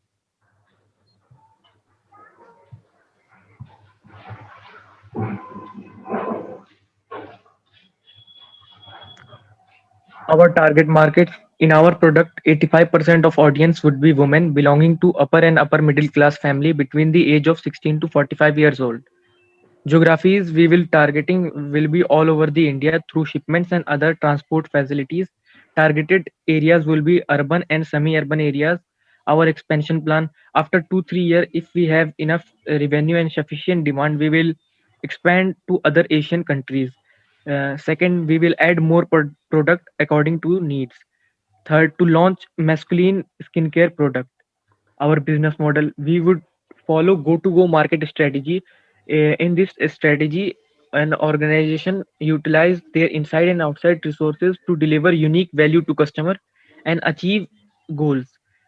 Following will be our good to go strategies. First, generate online sales.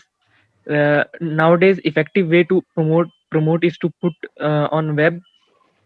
Almost all the potential customer are found on founding product online.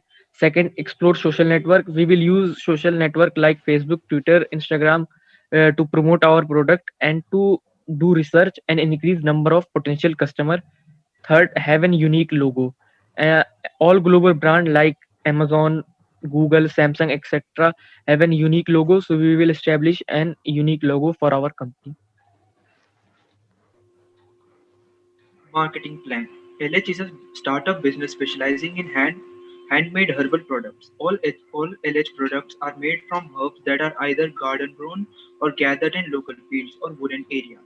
When they are at their peak of maturity and the concentration of active ingredients is highest, the target customers of our products would be middle-aged women who belong to middle and upper class. Our goals and objectives. Our goal is to create awareness about the harmful effects caused by cosmetics due to the presence of chemicals in them and promote organic skincare products that we offer in the market. And our objective is to achieve 5% of market share. On the SWOT analysis, our strength is first, all products are made from herbal ingredients, and second, flexible products and customized products are made on to the needs of the customers. Our weakness is first, there is a less awareness of LH brand, and the second is we have a limited budget and partnership. Opportunities. The global organic cosmetic industry is growing at a high rate. And second, people are buying more organic cosmetic products compared to traditional chemical based products. And our threats. There is a strong competition in the organic cosmetic industry. Now, our market strategies. The 4P LH marketing strategy will involve developing a look beautiful, naturally positioning based on the extra benefits of the price. Now, the 4Ps. Product strategy. LH sells 100% organic and herbal skincare products. All LH products are made from herbs that are either garden grown when they are at their peak of maturity and the concentration of active ingredients is highest. Promotional strategy. LH will leverage various social media platforms like Facebook, Instagram, etc. to create awareness. We'll create brand awareness through emailing and distributing samples to the potential affiliates. Pricing strategy. There's a lot of price variation between products offered by the luxury brands and other brands. LH will follow customers based pricing strategy and positioning. LH will be positioned on an organic beauty product value proposition. This will allow for differentiating the brand based on product features. Marketing will focus on conveying LH is more than just a cosmetic brand. It gives its customer more their money in variety of ways.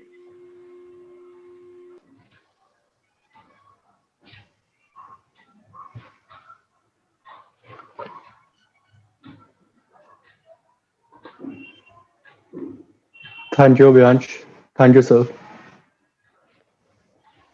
Okay, thank you team for presenting. We may now begin to the next questionnaire round. Yeah.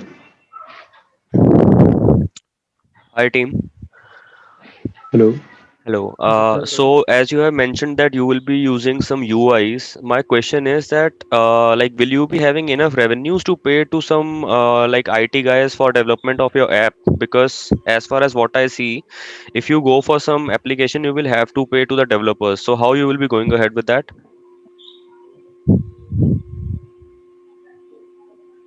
Basically, one of my partner, Jan has experience in a cosmetic company. So we have enough revenue that we could we have enough revenue so we could give to the IT developers.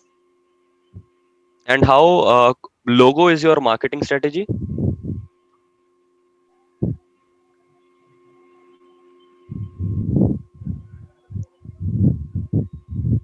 Logo is simple and unique, which can be easily. Hello.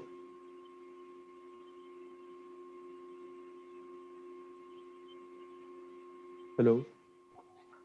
We can't hear you. Can you please repeat? the answer that you were saying. Yeah, yeah. Thank you. I was saying our logo is unique and simple, which can be easily recognized by the people. So how will you plan to implement this in your team? Team, you may continue your answer that you were saying in the breakout room. We apologize for dissolving the breakout room.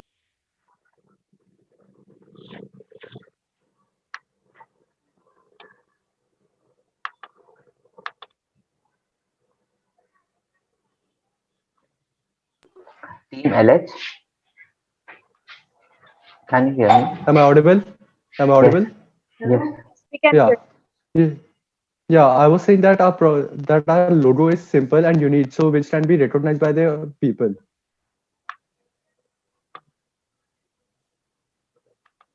Great, thanks. Thank you so much, jury members and team EJ09. Now I request the jury members to join the next breakout room with team EJ03. Thank you so much.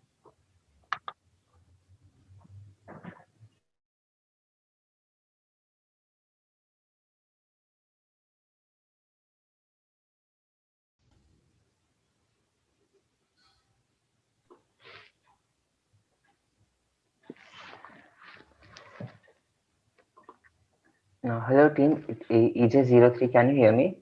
Yeah, yeah. Are we audible? Yes. Let's wait for another minute. Let all the judges join the breakout room, then we can start. In the meantime, could you just once clarify the timings between the pitch and the Q&A?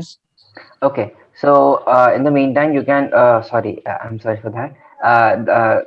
The presentation time is 5 minutes, and then the judges will proceed ahead for the questionnaire round. Okay. Okay. So like out of 10, like we have to like 5 minutes would be Q&A. Yeah. So in total, you are having 12 minutes. Like this breakout room will dissolve in the next 12 minutes. You are having time till then. Okay. So we can like extend the presentation a bit, right, if required. Yeah, Okay. yeah. It depends on the jury member. Also, I'm not able to share my screen right now. Can you check it again from your end? Yeah. Arth, I just have a slight suggestion. May I? Yeah. Yes, ma'am.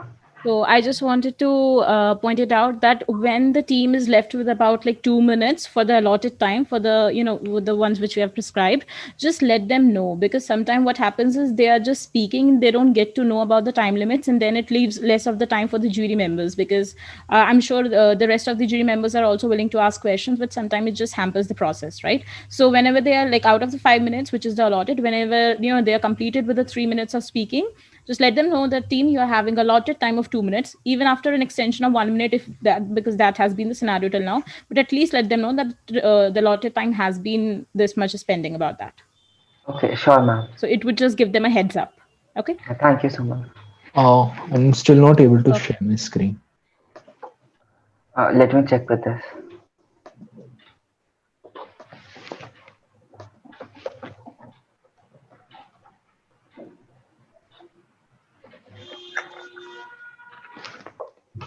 Can you check it because it is enabled from my side? Yeah, it's saying host disabled participant screen sharing.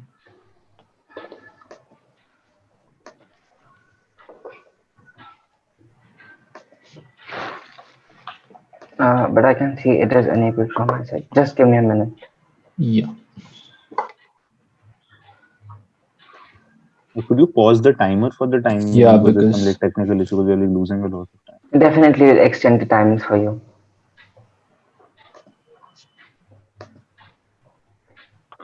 You have the right to share your screen, team member. unfortunately, I don't. So when I click on share screen, it says host disabled participant screen share. Literally that. Every time I do that. Shubham, can you check once, I guess? It's Okay, let possible on me. your end. Would The you mind same, if same. I'm I getting the share same. your presentation on the screen? But Not like at then you'll all. have to pass on Yeah. controls, right? Because we know when to change. Okay, I'll Can pass you on the controls to you. Yeah, yeah. If you can like pass on the control, then it's fine. Like because we should be like in control of changing the slides, right? Because we have like a queue of when we Okay. want to change. Okay. Yeah, sure. can you check now? Just a second. Can you check now? The Should I check permission now? is already granted. I think there is some technical issue. Yeah, it's still the same problem. Art, kindly share your screen. I'm so Yes, sorry, let me check. guys.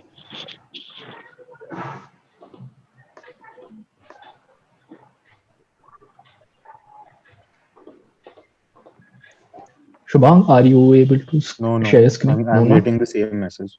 Yeah. I'm getting the same message. Oh, okay. Could you open it and let's say add Acrobat or something because it's not full screen. That's why. Yeah, I can try.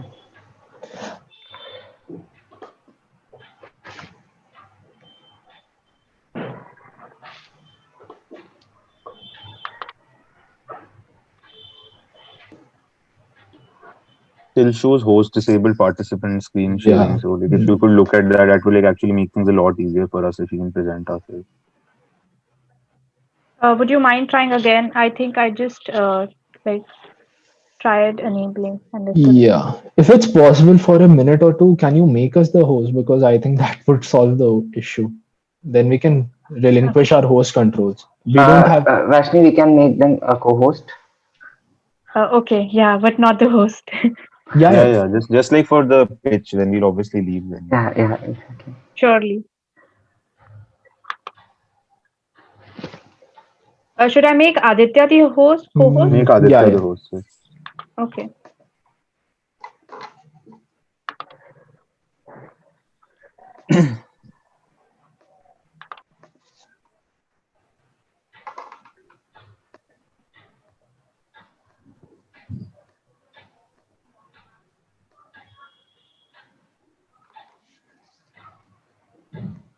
Is there some way that you can like reset the timer of the room, or because Yeah. then we'll have to It's keep track. 6 minutes on the clock. Yeah, we cannot. I think we have to dissolve this, or what we can do is you all can leave this room, and we can All then right. allot everyone a new room to all of you. Okay, okay, that works. And then you can like in the beginning only make Aditya co-host so that we can present. Yeah, sure, definitely. Yeah. Okay. Thank you. Should we leave this room right now? Yeah, I request all the jury members to leave this room, please. Thank you so much.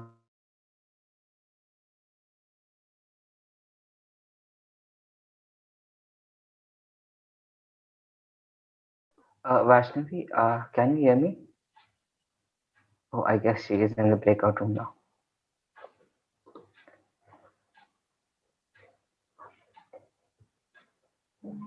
Guys, I'll be back in a minute.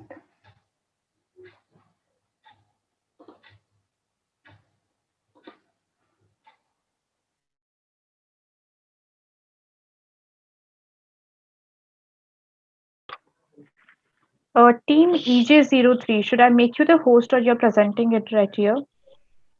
I thought we were going into a He breakout room. said that you're making a new Vaishnavi, would breakout. you mind creating a new breakout room for the team because the timer was already going ahead and Yeah, so I'm making Aditya the co-host. Thank you. Aditya, would you mind trying it once again? Because I think I have changed my settings. Yeah, yeah. Now it's Allow- available. Now it's available. Yeah, because it allows multiple participants to share the screen. Yeah, that's fine. Yeah, you can join the breakout room. Just give me a minute. Sure.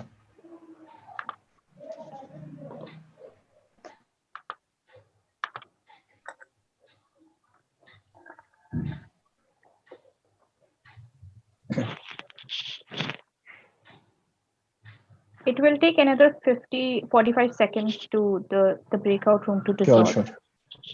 Thank you.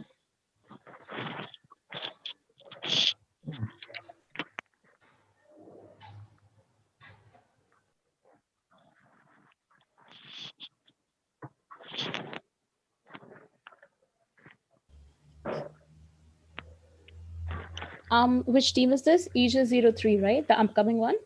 Yes, Yeah, ma'am. yeah. Okay, perfect.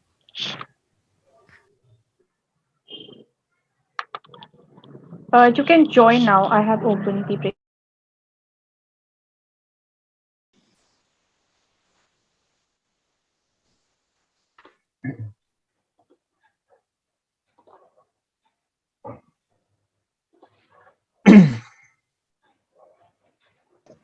It's showing the same error. I'm not the host. And you're not able to share your screen? No. Just make him the co-host, na? Like Yeah.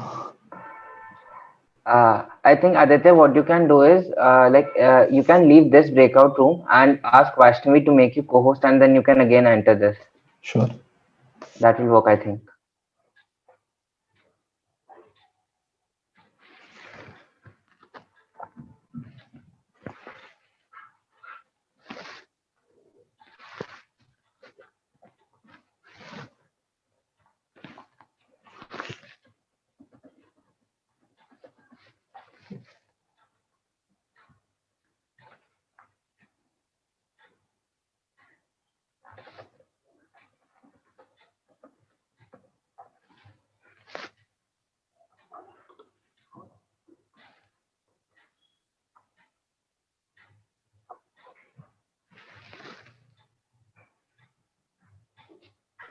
I'll share my screen right now. Is my screen visible? Yes, we can see your screen. Okay. just tell us when we can start. You may now begin your presentation, and I'll remind you when your 3 minutes are up. Okay. So good morning, everyone. Good morning, jury members. We are Project Prabodhan, and we are represented by Delhi Technological University through S. Aditya and myself and Shubhang Gopal. So, Shubhang? So this is basically just a brief overview of a project, and now let's begin with the project. So essentially, whenever we go out or whenever we interact with people around us, and especially in a country like India, we often see a lot of kids who are working in tea stalls or working in places where they actually shouldn't be, and they're not being provided with the opportunity to achieve education, especially digital education. And these are just like some examples of situations that all of you would have come across. And to resolve this is exactly where Project Prabodhan comes in, to provide all the people of our country, especially those who are less privileged than the others, a chance to have access to digital education. Absolutely. So the need for digital literacy is what we are looking at right now. We know that the illiteracy rate in India is more than 30%, but you may be surprised to know that digital literacy is practically non-existent among the 90% population in India. Further, people identify lack of digital skills to be the primary factor for their unemployment status, and also there exists a large urban and rural divide between access and use of digital knowledge. So that is the need for which we are targeting our project, and for which we aim to resolve this digital divide among the people.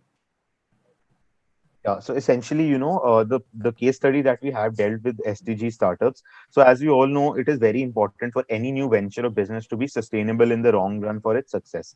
And that is where, our project also aims to live up to certain sustainable development goals, whether it be, goal 4 about education for all, or goal 5 about equality and gender equality, and similarly several other SDG goals as well. And, that is what we'll be explaining in the further part of our presentation. So Project Prabodhan essentially comes from the belief that knowledge is power, and that is what we strongly stand for. That everyone should have access to digital education and digital communication, because after the pandemic and the world that we are heading towards, most of the things are going to be digitalized. Hence, it is extremely important that people, especially those who are say marginalized or those who are not as well off to afford them on their own, have access to a community where they can together achieve digital literacy. And as any project or initiative goes, the primary thing that is there in a project is its own business model. You can see that our business models has several key partners, which include underprivileged children, our on-ground partners, which we call Prabodhan entrepreneurs, our digital resource partners, and our framework support teams. Apart from that, the channels that we use to propagate Project Prabodhan is Prabodhan software and the laptop and the hardware support that Team, we you are need done to with your run three this. minutes. Thank you. Yeah. Apart from that, the resources that we need are locations where we can set up our cafes. The key activities that we provide are providing digital courses through the Prabodhan software and to provide cafe services in addition to those courses to actually make the cafe sustainable through, let's say, photocopying services, printing services, and other services. The the thing that that makes our project unique is the fact that we have a project called Project Prabodhan, and it has a feature called Prabodhan Light, which is essentially aimed at financial independence for the underprivileged through making Prabodhan accessible to everyone. Further, we are able to offer quality courses at very affordable prices and with proper certifications. You can also see that our customer relationships and how we handle them is through instant doubt clearance and discussion forums and through guiding students for their career opportunities. We essentially generate our revenue through the regular cafe services, through sponsorships, and through content monetization of our courses. The cost structure is as follows, where the costs mainly involve around the network cost for our Prabodhan software, the hardware cost for our laptops, printers, etc., and the server cost for the server to run. Let us look at how we set up the cafes, right? The first step involves a detailed consumer and market analysis of every urban slum in Delhi NCR. The second step is to establish Prabodhan cafes and find suitable entrepreneurs who can run those cafes. The third step is to launch PR campaigns to promote Prabodhan cafes and to encourage students to enroll in them. Fourth is to provide digital learning through the in-house Prabodhan software. And fifth and the final step is to provide testing and certification of all the students with continuous feedback. Let us look You are at... done with your 5 minutes. Rest is Just up give to us one you. more minute. We'll just Yeah, wrap up. sure. So the software is essentially what Aditya described in the business model, and we have talked about how the software works. So we can move ahead, Aditya. Yeah. Yeah, and So the we talked target... about the in our like business model about how the communities that we are targeting, such as the teachers, unemployed youth, and so on. And move ahead. So essentially, we are trying to aim for a three-pronged impact on the environment, the society, and the community. And in our like presentation, which I'm sure jury members would have seen, we have given a detailed calculation of how we have achieved our figures. But just to summarize, environmentally, we would be saving almost 2.7 million pages and reducing carbon footprints by 8 tons. We plan to set up 12 cafes with 6 entrepreneurs, and like an entrepreneur per 2 cafes, who will be earning an average income of 18,000 per month, much more than the limit of 15,000. And in a first year, we would be impacting 3.5 lakh lives via placements and opportunities. And finally, the most important thing is that in the present times, COVID is a major issue. So our project has to be sustainable in a sense that it deals with COVID and copes with the crisis brought about by COVID. And for that, digital marketing and improving the versions of Prabodhan Light is what we have aimed to achieve. And most importantly, the growth of any project depends on good collaborations and good synergies. And as we know that collaborations are key, so we target collaborations in three forms, which can be on ground collaborations, or they can be digital resources or framework support. And these are some examples of companies that we would be targeting in order to achieve these collaborations. On ground support being support by NGOs such as Katha and Robin Hood Army for the growth of the project, framework via companies like Microsoft and Covantes through the CSR initiatives, and digital support by Samsung, etc., where they provide, essentially second-hand refurbished laptops for the setup of these cafes. And this is essentially our model. Due to the paucity of time, we had to like rush through some of the portions, but I'm sure we can clear the rest of the doubts in the Q&A. So thank you. Thank you so much, team. We may now proceed with the questionnaire round. Okay, so can I start? Yes, ma'am. Okay. Hi, team. First of all, I really love your idea and what we have done with this. I think it's really commendable. There's just one concern that I wanted to share you to, light on it. Okay. So you've mentioned in a PPT that your TA or the TG, it's urban slum dwellers, right? So the insights were pretty cool. Everything's pretty much clear. But what I want to know is what's your outreach strategy to reach them out? Like there was a point where you mentioned that you were going to take care of the PR campaigns, right? So I just want to tell me explicitly about that, how you're actually thinking to aware and bring those people on board with your campaign. Rest in that, everything sounds good to me. Thank you. So thank you for your question. The first part as to how we'll implement the PR campaign, right?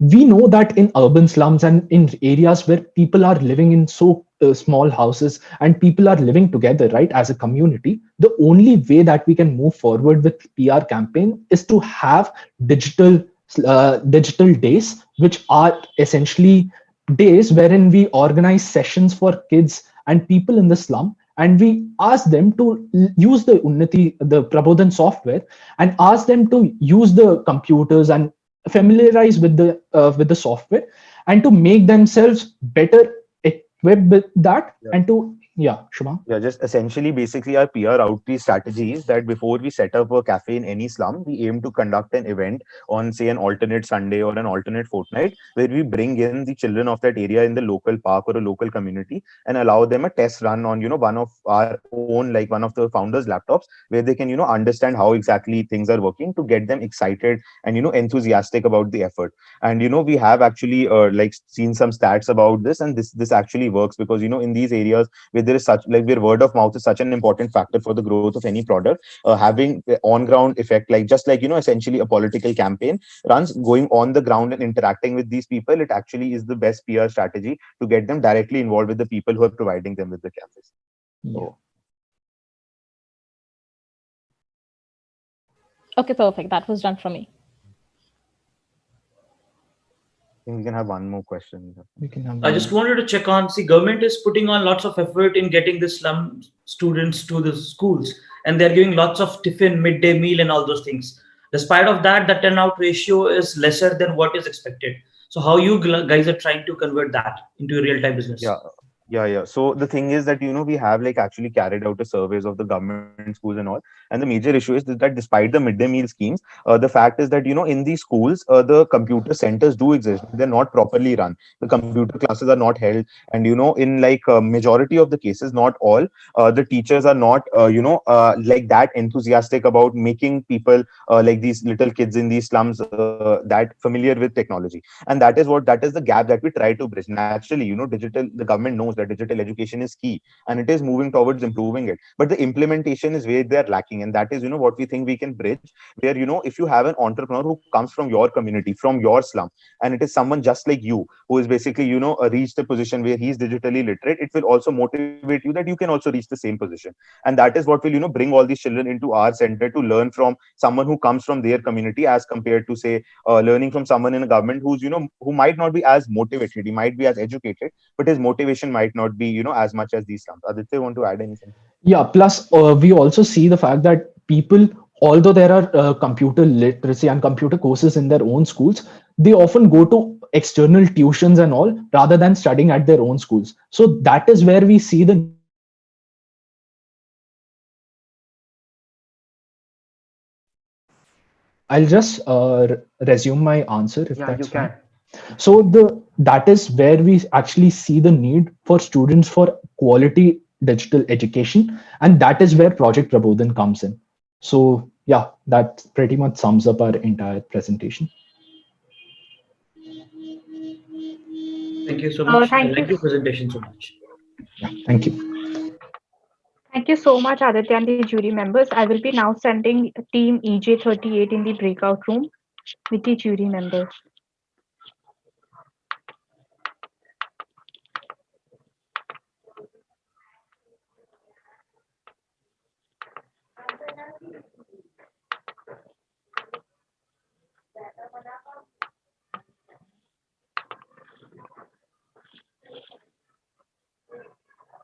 I have requested the permission to join the breakout room.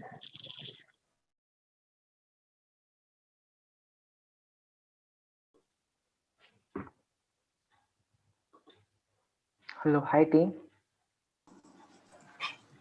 Hello. Hello, sir. Hi. So we are having jury members with us, and you are having 5 minutes with your for your presentation. After Okay. that, we can proceed with the questionnaire round, and I'll be informing you in the middle of your presentation whenever the 3 minute time limit crosses. Okay, Okay. you may now begin. Thank you. Okay. Can I just make sure that all my teammates are here? Swagata, Naman, Yeah, Bhavesh, can you definitely. just tell me once? Yeah, I'm here. Present. Okay, great. So I'll be sharing my screen with you guys now. It is disabled. Would you mind leaving this breakout room once and asking the host to make you a co-host so that you can share? All right. Yeah, apologize for the same. That's okay.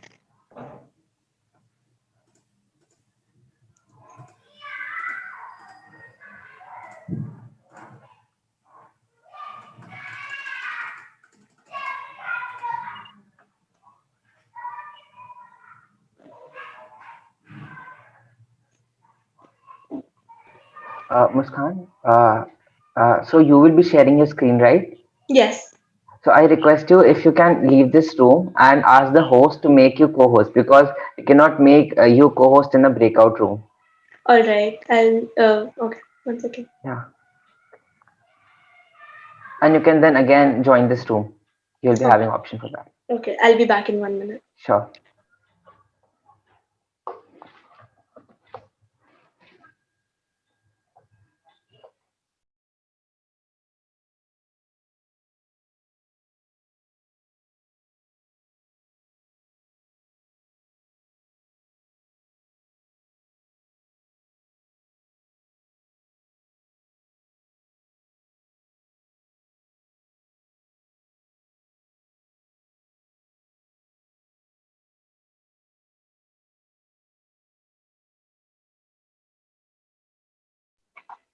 Hi.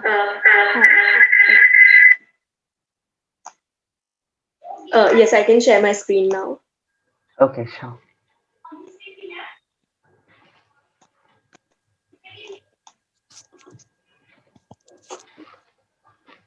Okay. Can we start?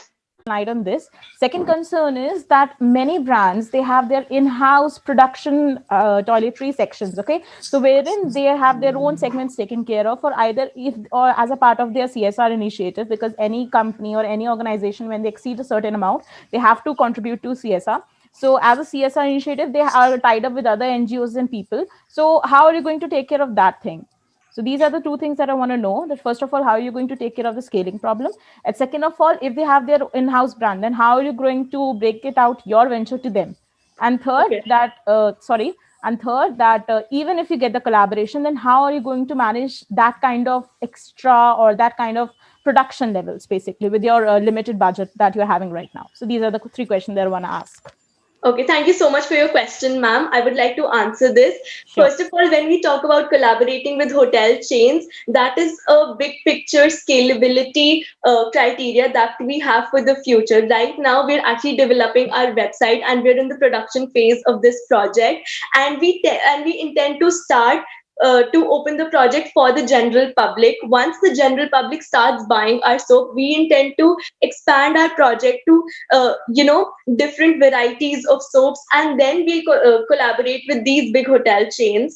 Our R&D team, when they coming to your second question, our R&D team, when they research about the market that we have available for this particular product, a lot of these big hotel chains, for example Srovo Portico and JW Marriott, they actually have tie-ups with big cosmetic brands such as Botanique and other cosmetic brands for their hotel toiletries and stuff like that, and they get it customized for themselves. So that is a service that we are willing to provide at nominal rates, and also the fact that it is environment friendly really appeals to these big hotel chains, and they want to make a difference in the world.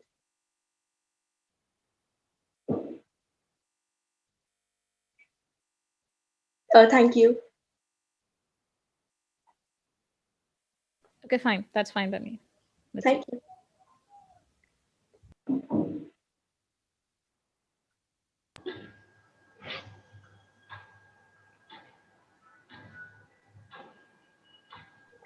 Is the question answer round over?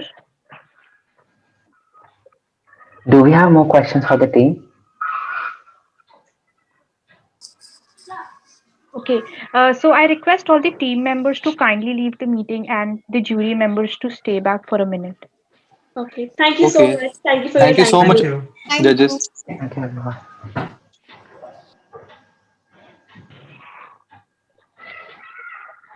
Actually, we are running late, and because of the time commitments and the time slots that we provided to you, would you mind if for around 40 minutes the meeting will stretch out? So if you have any issue, so you can like leave because of your schedule, but like Ashish sir has to leave at 1, if Yes, I'm sir. not wrong. Yes, I'll be here. You can carry on. Thank you so much, sir. Is there any jury member that will face problem while being there for another half an hour or 35 minutes? 140, I can. It's fine for me. Okay, that would be great. Thank you so much. Thank you so much for cooperating. Thank you. What was the previous team which left us? Sir, it was Team EJ38. Okay, thank you. Thank you so much. I might have a constraint after 1:30 because I had a meeting. So let me see if I can reschedule it if it exceeds there. Otherwise, I can just check out the review on the YouTube live and I can mark accordingly for the rest of the teams. Okay? Thank you so much, ma'am. Thank you. That would be great. Thank you. Perfect. I think Vashni, we can dissolve this group, breakout room, and we can create a new one. Yes, everyone can leave the breakout room. It will Okay. get dissolved in 22 seconds.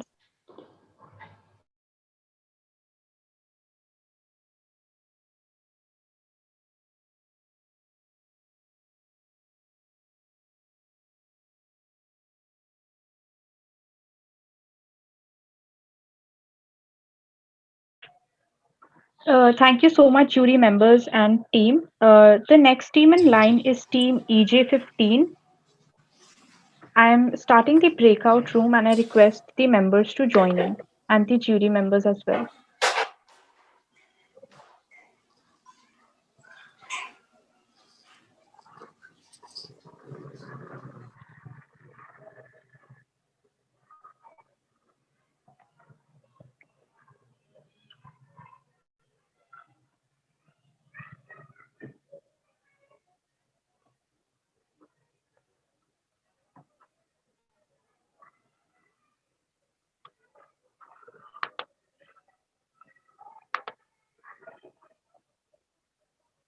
Palak, I'm making you the co-host for sharing your screen. Okay, okay. Thank you. Thank you so much.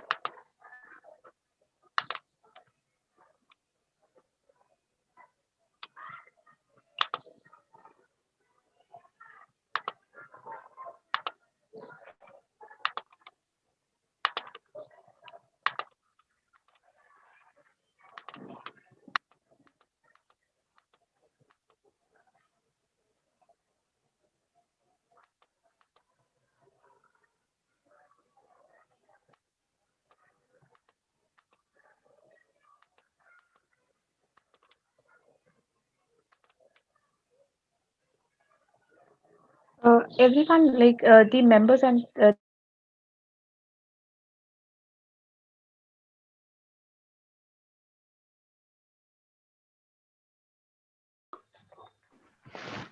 your screen? Hi. Am I audible? Yes, Palak, we can hear you. Thank Okay. you, team, for joining in. I guess all our jury members are here. So let me get to you the rules. So you will be having 5 minutes for your presentation. After that, the judges will be asking you questions, and I'll be reminding you once when your 3 minutes are over. Sounds good? Yeah, Thank you. sounds good. Okay.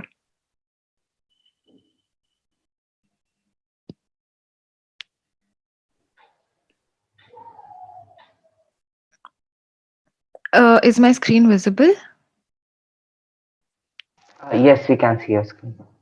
Okay, so I'll be starting with the presentation then. Good morning, judges. I'm Palak Chakraborty from Team Enactus Maitri, and I have with me my fellow team member Rose Mittal. Our third team member Aprajita could not join us due to some technical issues. So I'll just get started now. We have chosen the topic of the case study topic concerned with recycling of EPS for our business model. So I'm going to start with a bit of an introduction. The way our society is working currently, that day isn't far away when we're going to run out of the resources that are currently freely available to us. Hence, it's important to recover and manage these resources to create a sustainable environment. Plastic waste is a very important component of the waste that we produce and contributes to a very high amount of pollution by ending up at the seas and landfills. Coming to EPS, it contributes to almost about 6.26% of the waste in the country. Uh, so in India, we use polystyrene for various places like packaging, appliances, consumer electronics, construction, medical appliances, etc. So we can easily say that EPS also India also contributes to a huge amount of polystyrene waste. Uh, a very important characteristic of EPS is that it's 100% recyclable, and it can be recycled using a number of methods. Uh, Through this data, we can see that the consumption of polystyrene has been continuously rising over the past years, and not making use of this 100% recyclable plastic would be a huge shame. So, how are we planning to collect this waste? Our main target is to not let this waste even reach the landfills and the seas, because that would just lead to more pollution. So we plan on collecting this waste starting at the domestic level itself, by encouraging households to segregate their waste into dry waste and wet waste, and then it can be further segregated on other into other categories like glass, paper, etc.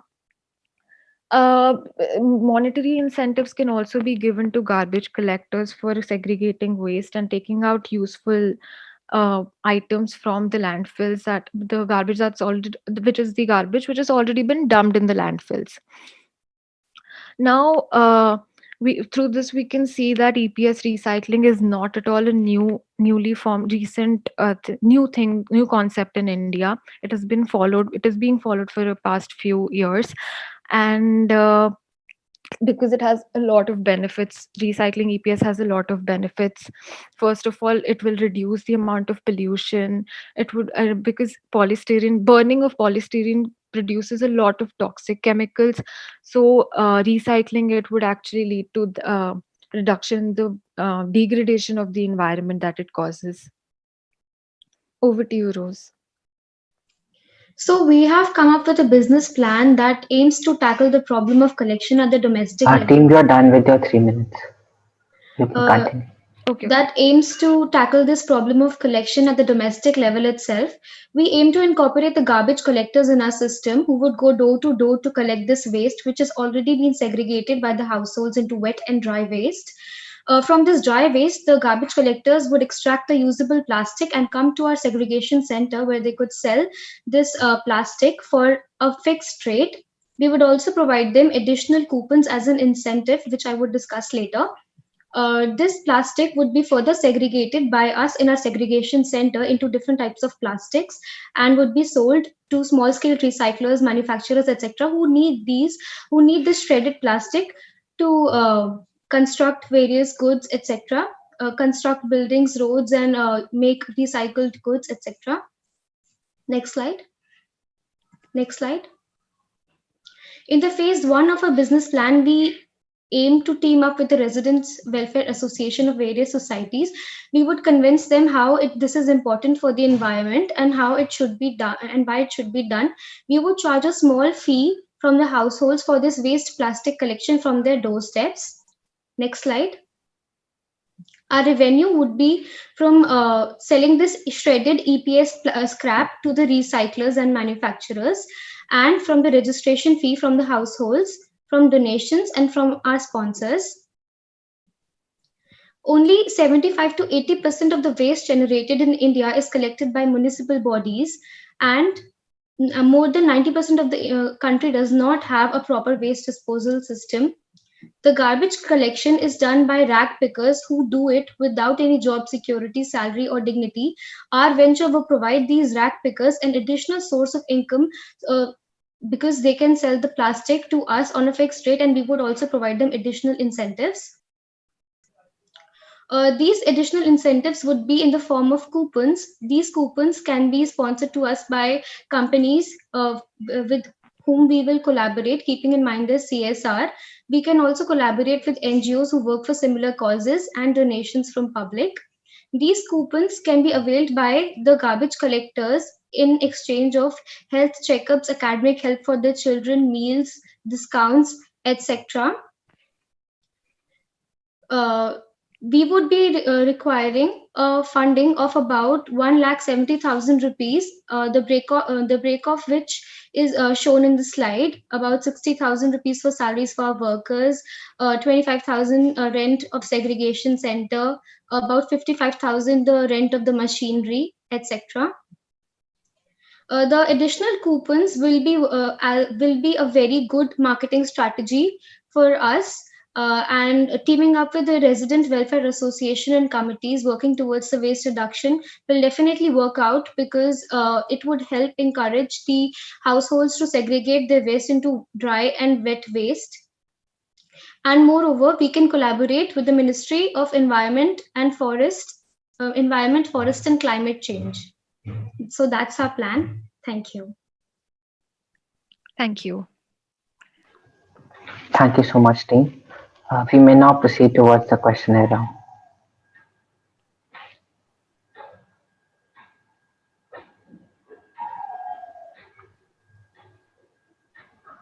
Judges, I request you to ask the questions from the team.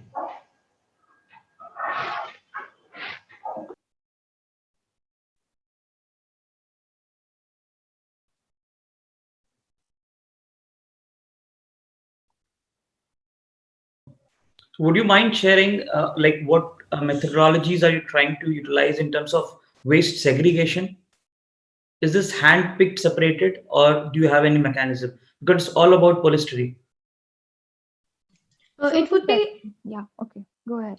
It would be hand-picked segregation into different types of plastic, which would be shredded using machines, and then it would be ready to be sold to different manufacturers and recyclers according to their demand. So how do you think this feasibility works in terms of hand picking for that volume? That is my correct question. It'll be easier because we are planning the half of the segregation to take place at household level itself, right?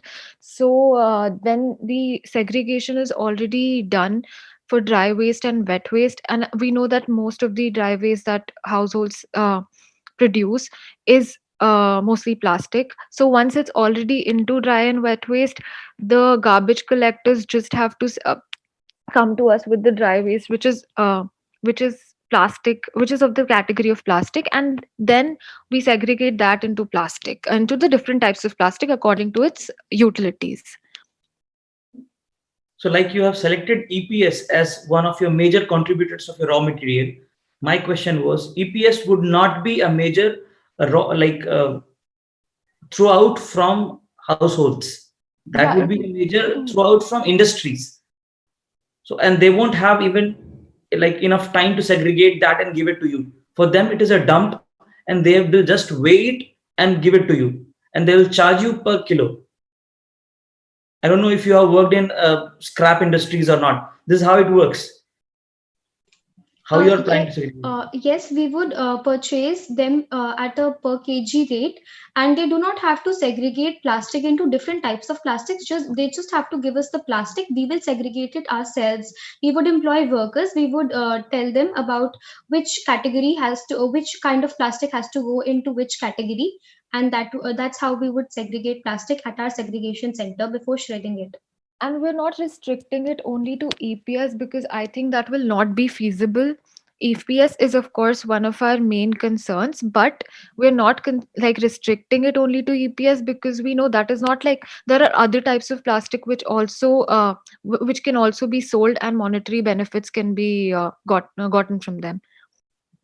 And we do not plan to restrict ourselves to only plastic. As our business expands, we want to become a recycler base for all kinds of recycling, because ultimately we have to think about the environment, right? Glass, metal, and so many things that can be recycled.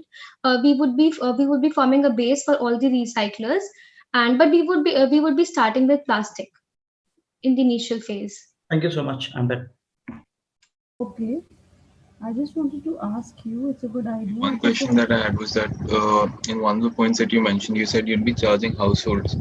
So my question is that how would you change the inertia of people? I mean, they are already giving away their garbage for free, and no one's charging them for throwing waste.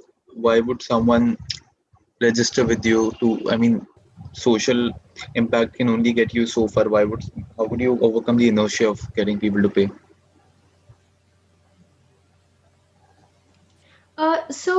We would be teaming up with the welfare associations of the societies because everybody knows that it is very important to segregate wet and dry waste. If they do not do that, we are doing it because we will be charging that because we are collecting their plastic waste at their doorsteps, right? And we would also be we can do that. We'll prepare a chart which household has segregated this waste and which has not, and this chart would be sent every month to these households on their phone, on WhatsApp, etc., and they can see which house has done it and which has not, and ultimately it would be very encouraging for all households to do it. Yeah, and even at the current time, I think a lot of households and a lot of colonies do pay a certain minimal amount towards garbage collection.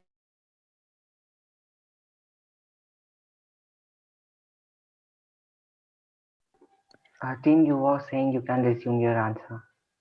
Can I? Okay, yeah, okay. Thank you. So even currently, I know that my household pays around 100 rupees per month for garbage collection. So I think another 50 is not such a huge amount, especially if it is towards a good social cause, as well as it will benefit the garbage collectors itself. Uh, that is one thing, yeah. And it's not like this waste segregation is not happening in other places in the country. It is happening. And I think the main target is to not reach a point where we are totally out of space to dump our garbage, right? I think if all the landfills are completely packed, we will have to at that point, if we start, I think that'll be like really late, and that's when people will be forced to segregate. So it's better we start it from now onwards, right?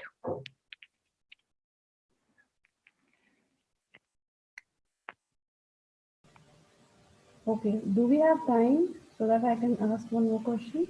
Yes, ma'am, we do. Okay, okay. So I would like to ask, like you were talking about the minimal amount you have kept for charging, that is 50 rupees from one household. Don't you think that you need to do something different? Yes, you are absolutely right that you are currently paying 100 rupees for the same. But don't you think you should come up with something new at the initial stage, like you can give some kind of offers of keep it free of cost for some households at the initial stage, so that people get motivated to take certain initiatives or their interest to grab their attention and interest for the same, so that they can motivate the other people as well in the society. Do you have any idea what new scheme or offer you can come at the initial stages, apart from charging them at the starting only? I think, ma'am, that you're right. In the initial stage, we can provide them this service at no charge. We were also planning to come up with a star system, that kind of a system where the household which does it the best, always segregates the dry waste and the wet waste, will be given maybe a medal of some kind. A sort of encouragement, and we can also provide them also the coupons in the initial stage, which we are going to provide the garbage collectors. And also, I think we in the initial stage we cannot have a society where half of the people are doing it voluntarily and the rest half is not doing it, or just a few people are doing it, because I don't think that's efficient enough. Because then there'll be like a pile of garbage that has been segregated and another pile which is not segregated at all. So I don't know, I don't think that helps us in any way, because our main motive is to have the waste segregated and then use the recyclable part of it.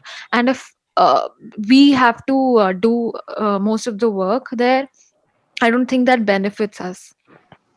Thank you so much, team 15. Now we have the next team. The next team is team EJ40. I'm giving the right to Sneha to be the co-host.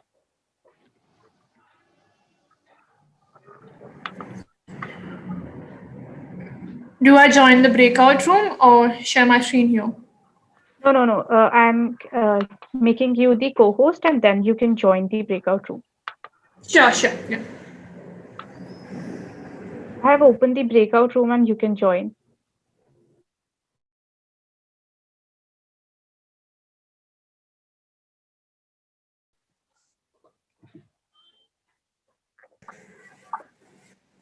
Sneha, do you have other members join in, or Yeah, you are the Karthik. only one? Can you all see my screen? Yes, we can see your screen. Just a minute. Sure.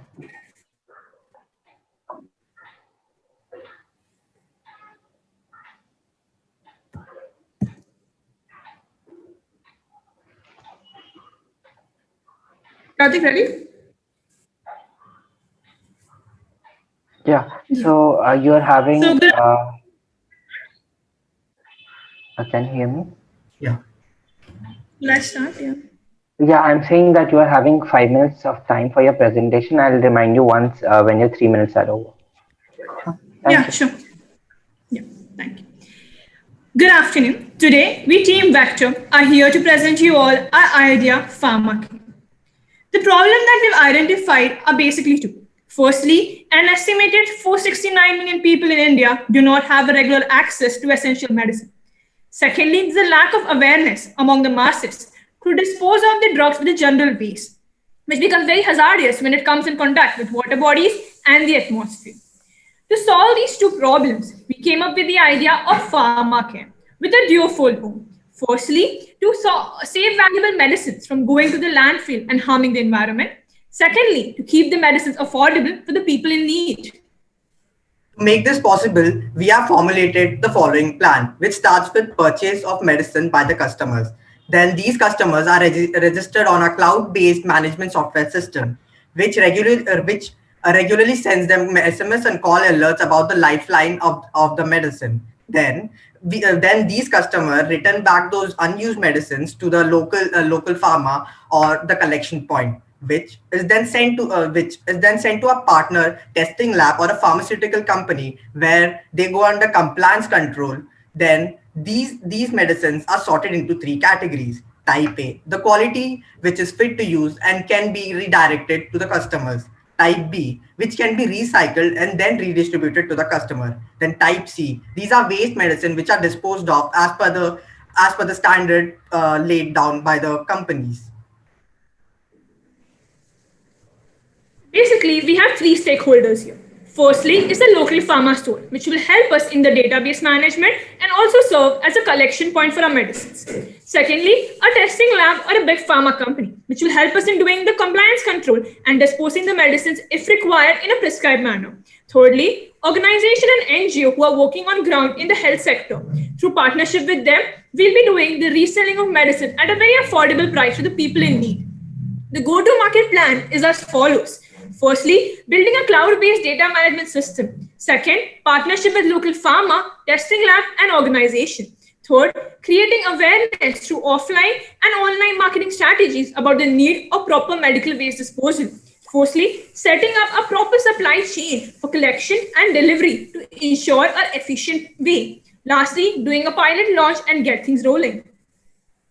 In this process, we have identified two revenue sources. First, to the sale of our cloud-based database management system, which can be used for the customer, which can be used to maintain the customer record as well as maintain the inventory. The cloud-based management system will help us to reduce the burden of data loss, as well as these softwares are well equipped with the inventory management tools.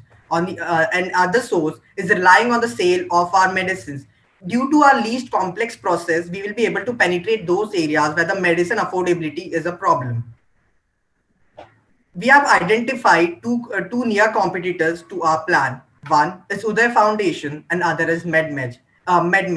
So Uday Foundation and NGO, which is also into collecting old medicines and redirecting it to the needy people, while MedMaze, the app which allows individuals to connect with the nearest government hospitals and donate the leftover medicine. We have a very good competitive advantage over all our competitors. First, the highly sophisticated database software will automate the entire process of customer management and operational process. Secondly, we outsource our key areas to the external party, which will in turn reduce our cost and will give us an advantage in pricing. Third, we to avoid complication to the end user, we ensure professional quality checks, which is done by our partner companies. Third, to make our medicine affordable, affordable to the class of people. We make this medicine affordable to the class of people for whom the medicine are not accessible due to the cost factor. Through this model, we are able to contribute to four different SDGs: good health and well being, responsible consumption and production, no poverty, clean water and sanitation. And we create an impact in three different ways. Firstly, by creating awareness about the harmful effects of improper waste disposal. Secondly, save valuable medicines from going to the landfill. And lastly, by increasing the accessibility and affordability to medicines. So this was our idea, Pharma Care. We are the team, Sneha Singh and Kartik Rao. Thank you. Thank you. Thank you so much, team, for the wonderful presentations. We may now proceed ahead for the questionnaire round. I have a question. Yeah. So in revenue model, you have written about the database management software on subscription basis, right?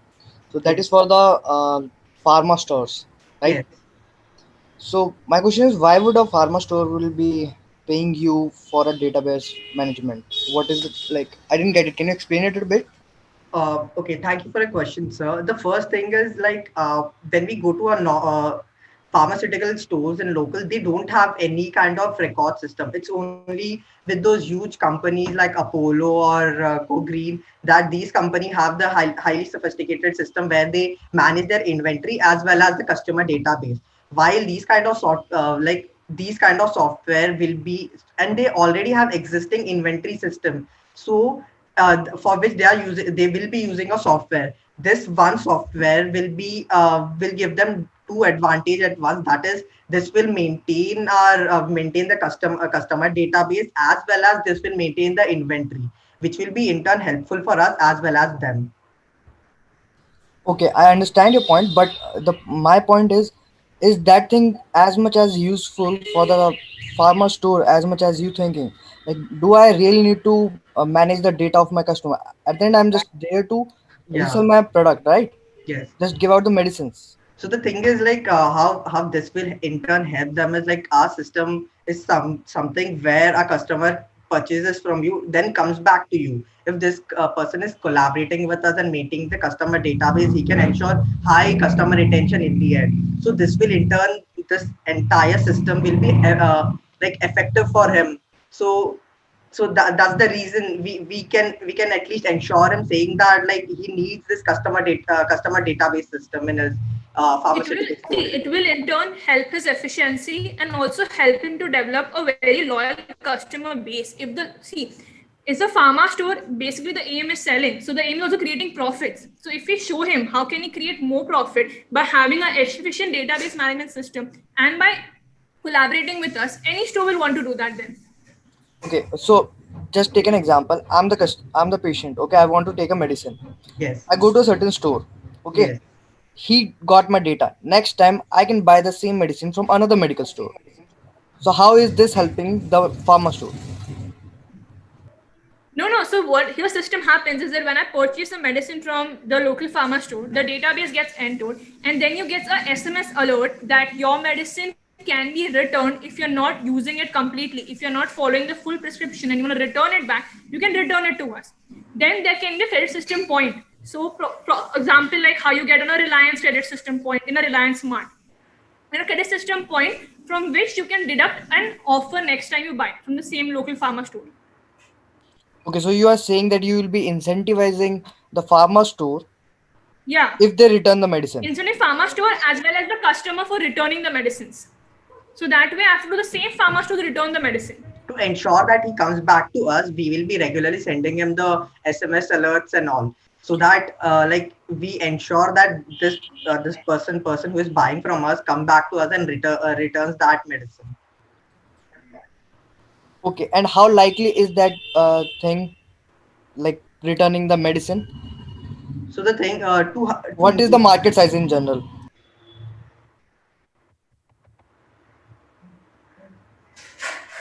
Sorry. What will be the market size of customers who are returning the medicines? Okay, so basically the market size of our like the entire thing is like it entirely depends upon the region and what that that pharmaceutical what kind of customer that pharmaceutical has. So it entirely depends upon us. Like we cannot give a exact estimation of how much you know size we can come up with over here.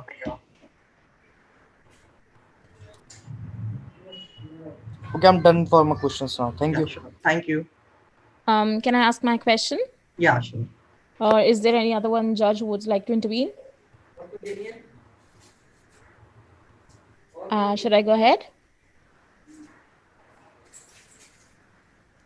I think yes, ma'am. Okay, perfect. So, hi team. I like your idea. It's good that you are thinking about, especially what I like about the medicine management. That the one aspect that you have put it out. My question is that you've just said that you would be sending out SMS alerts to customers when they, if when the time is over or when the time is relevant. That if they want to return their medicine or if they have not used a complete prescription, they can return it back to you. Right now, the question of concerns here is that each and every medicine, they have their own date of expiry, right? Each of every medicine, it have their own set of expiration dates and about how long it should be used, how it should be taken, things like that. It's their own disclaimer to Yes, it. yes. How are you going to take care of that when you're talking about sustainability and sustenance? Because here the efficiency completely cuts down. For one people, you can take care of that okay, we will, ma'am, we will just check out the package and we will read the we will read the label of the medicine and then we can take it from there. But when we are talking about huge numbers, okay, when we are talking about different multiple pharma stores, when we are talking about expansion, so how are you going to take care of this thing? Because then it's going to create a problem. So Yes. that's my thing. And because this thing couldn't be taken lightly, because we are talking about medicines. If you miss even a single medicine by chance, and if that creates any kind of side effect, so who's going to be responsible for that? And how are you going to take care of that and all those applications? So that's my Yes. question. Okay. Thank you for your question, ma'am. So the Thank first thing is, as you said, that like we have this. So that's what our database management system is like all about. So our software is like our software. When this thing pharmaceutical stores use this, the thing that they do is they integrate their inventory system with the customer database as well. So suppose I'm buying one Saridin from a pharmaceutical store. So it's like 50 like one strip goes to me. It goes to me with the specific description saying that what's the date that I'm buying on and what's the expiry date of the medicine as well. So we ensure that we don't have to personally check each and every medicine one by one. We know, like, suppose if Sneha is buying from Sneha is buying from me one strip which contains suppose 12 tablets. So I know that 12 tablets had an expiry date of this and she has got Saridon. So when she returns back to me saying that this is the medicine that she bought from us and this is the medicine that she wants to give it back to us, so we know exactly what expiry date it has and what kind of like when it was bought, so we can ensure a stability over there.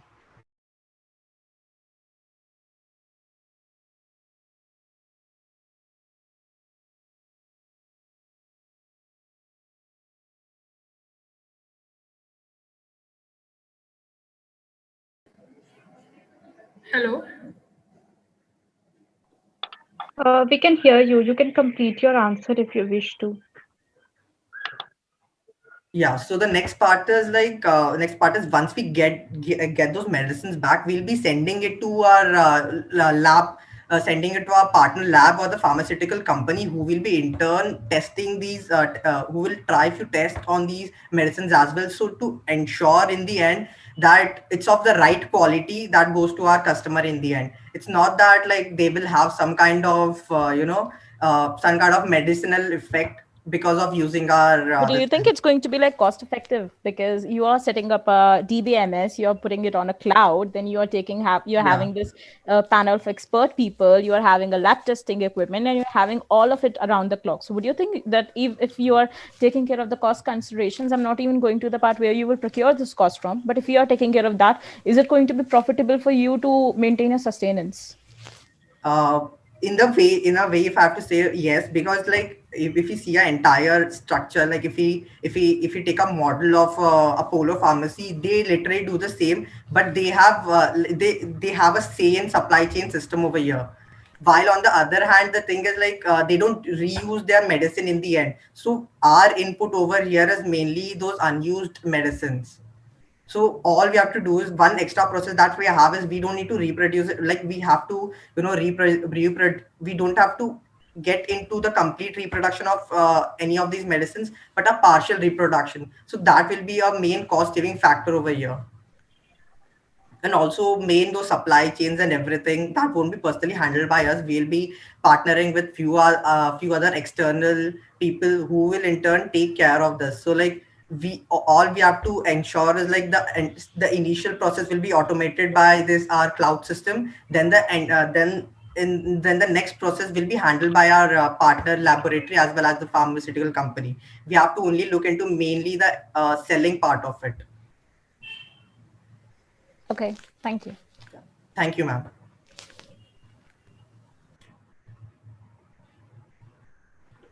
Thank you so much, team and the jury members. We may now proceed ahead with the next team.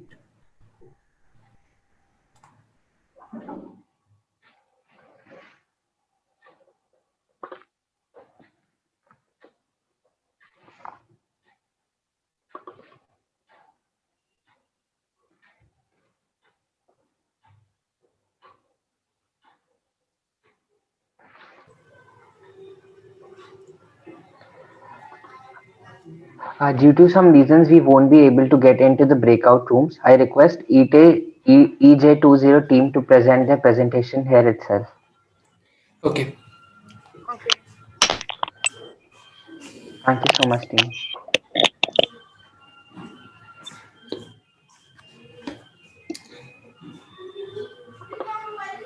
Is it visible? Yes, we can see your screen. Okay. Yeah, this is. Okay. Good afternoon, all. I, Sanjana Singh, with my group members Ashutosh Jha and Ashish Safi. We all are here. We all are here to represent the PPTA. And before starting the presentation, we all want to ask some question to make our presentation more interesting. So first one is that, do you know that thousands tons of plastic is scattered every year around us? And then next one is that how the production of textile industry increasing throughout the year, and many of them clothes waste are recycled, but still the people of small villages or rulers are not getting profit from them. And last but the not least, why rulers people are still unemployed even after they are well skilled and have sufficient time. Also, next slide, please.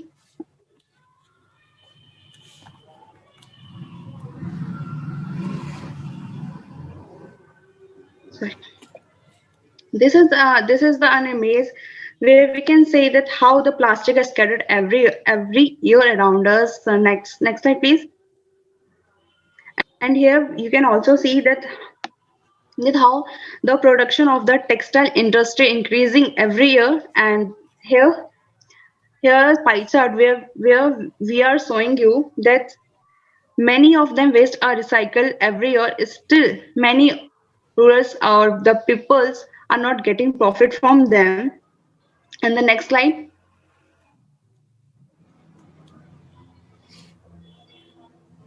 And these are the last question, but the not least, that why rural people are still unemployed even after they are well skilled and have sufficient time.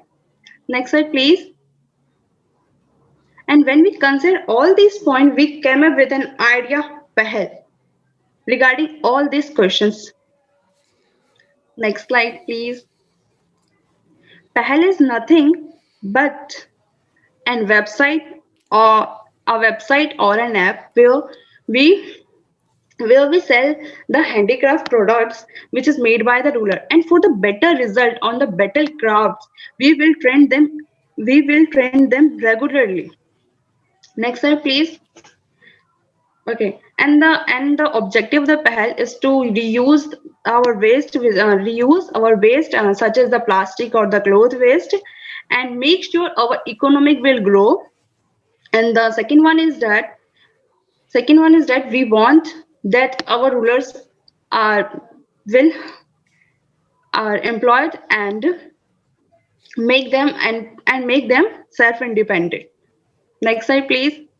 And our mission is that we also want to have production on large scale and make sure to sell the products in foreign also. And now, next slide, please. They have a look the end product and the our end product which are made by the waste and waste such as the plastic waste and the cloth waste. Have a look at next slide, please. And now I would like to invite Arshi to explain various model and the cycle. Arshi, would you like to? Yeah, yeah. Team, you are done with your 3 minutes. You may now go ahead with your remaining 2 minutes. Thank you. Continue, RC. Okay, yeah, sure. For capital creation, we are preparing to get sponsored by approaching the companies like Tata, Vedanta, etc. They voluntarily come for the social work funding. Next, we are preparing for the Ambedkar Hostel Yojana. All right, under this government will help us. Then we have the government funding. Our business idea and distribution is that initially we set up an app or website for the sale of the product and campaign advertisement in which we are going to divide the distribution like that. Operation for the 20%, craftsman for 20%, marketing for 40%, profit for 10, and other we will remaining for the 10% for the others. Next, we have the revenue model in which what we are doing is we will provide the raw material to the artisan, develop a design. All right, then then the production process in the community artisan time. Then we will provide the fair and punctual payment to the artisan, global marketing bridging artisan to the end user, artisan profit from the market and the crafts. And the next thing, social investment to improve the entrepreneur livelihood. All right, next we have the business cycle. In business cycle, we have what we have find out first. We will going to have the boom period, that is the expansion period in which our economy and the products demand is starting to rise. Then the peak period, it is the high rate periods of any product or business in which it is at its peak of their selling. Then we have the recession period in which the demand starts to decline. Then depression period when the demand is almost get negative. Then we have the trough. In trough, the demand of our products is going to be the its lowest point. Then we will go for the recovery period. In recovery period, what we are to recover from that situation, what we are planning, that is we will reduce our price so that we can move to the peak period. Next, marketplace analysis. We will survey the huge market with full of opportunity, absence of the standard product services, well connected with the rural areas, customer analysis, budget friendly, and recent awareness regarding the product. Next, pricing strategy. We are using penetration pricing. That means we will set our price initially low so that we can reach the large number of consumer. Then we'll be providing the combo and offer for our products. Next, the SDG we are covering is no poverty. All right, a decent work and economic growth, industry innovation and infrastructure, that we are providing infrastructure innovation industry to the craftsmen, reducing inequality, both men and women going to work equally. Sustainable city and communities in which what we are doing is we are saving the culture and heritage by making the goods from the waste material. Next, we have climate action. We are using plastic so we can recycle and reuse it. All right. Now over to Ashutosh. He will further explain you guys. Yeah, am I visible? Just to inform you guys, your time has already been exceeded over 6 minutes. I request you to wind this up ASAP. Thank you. Okay, okay. So second question is about the how the COVID-19 crisis opened a window of opportunity for the sustainability agenda. It definitely provide a lot of opportunity, but also affect too many peoples.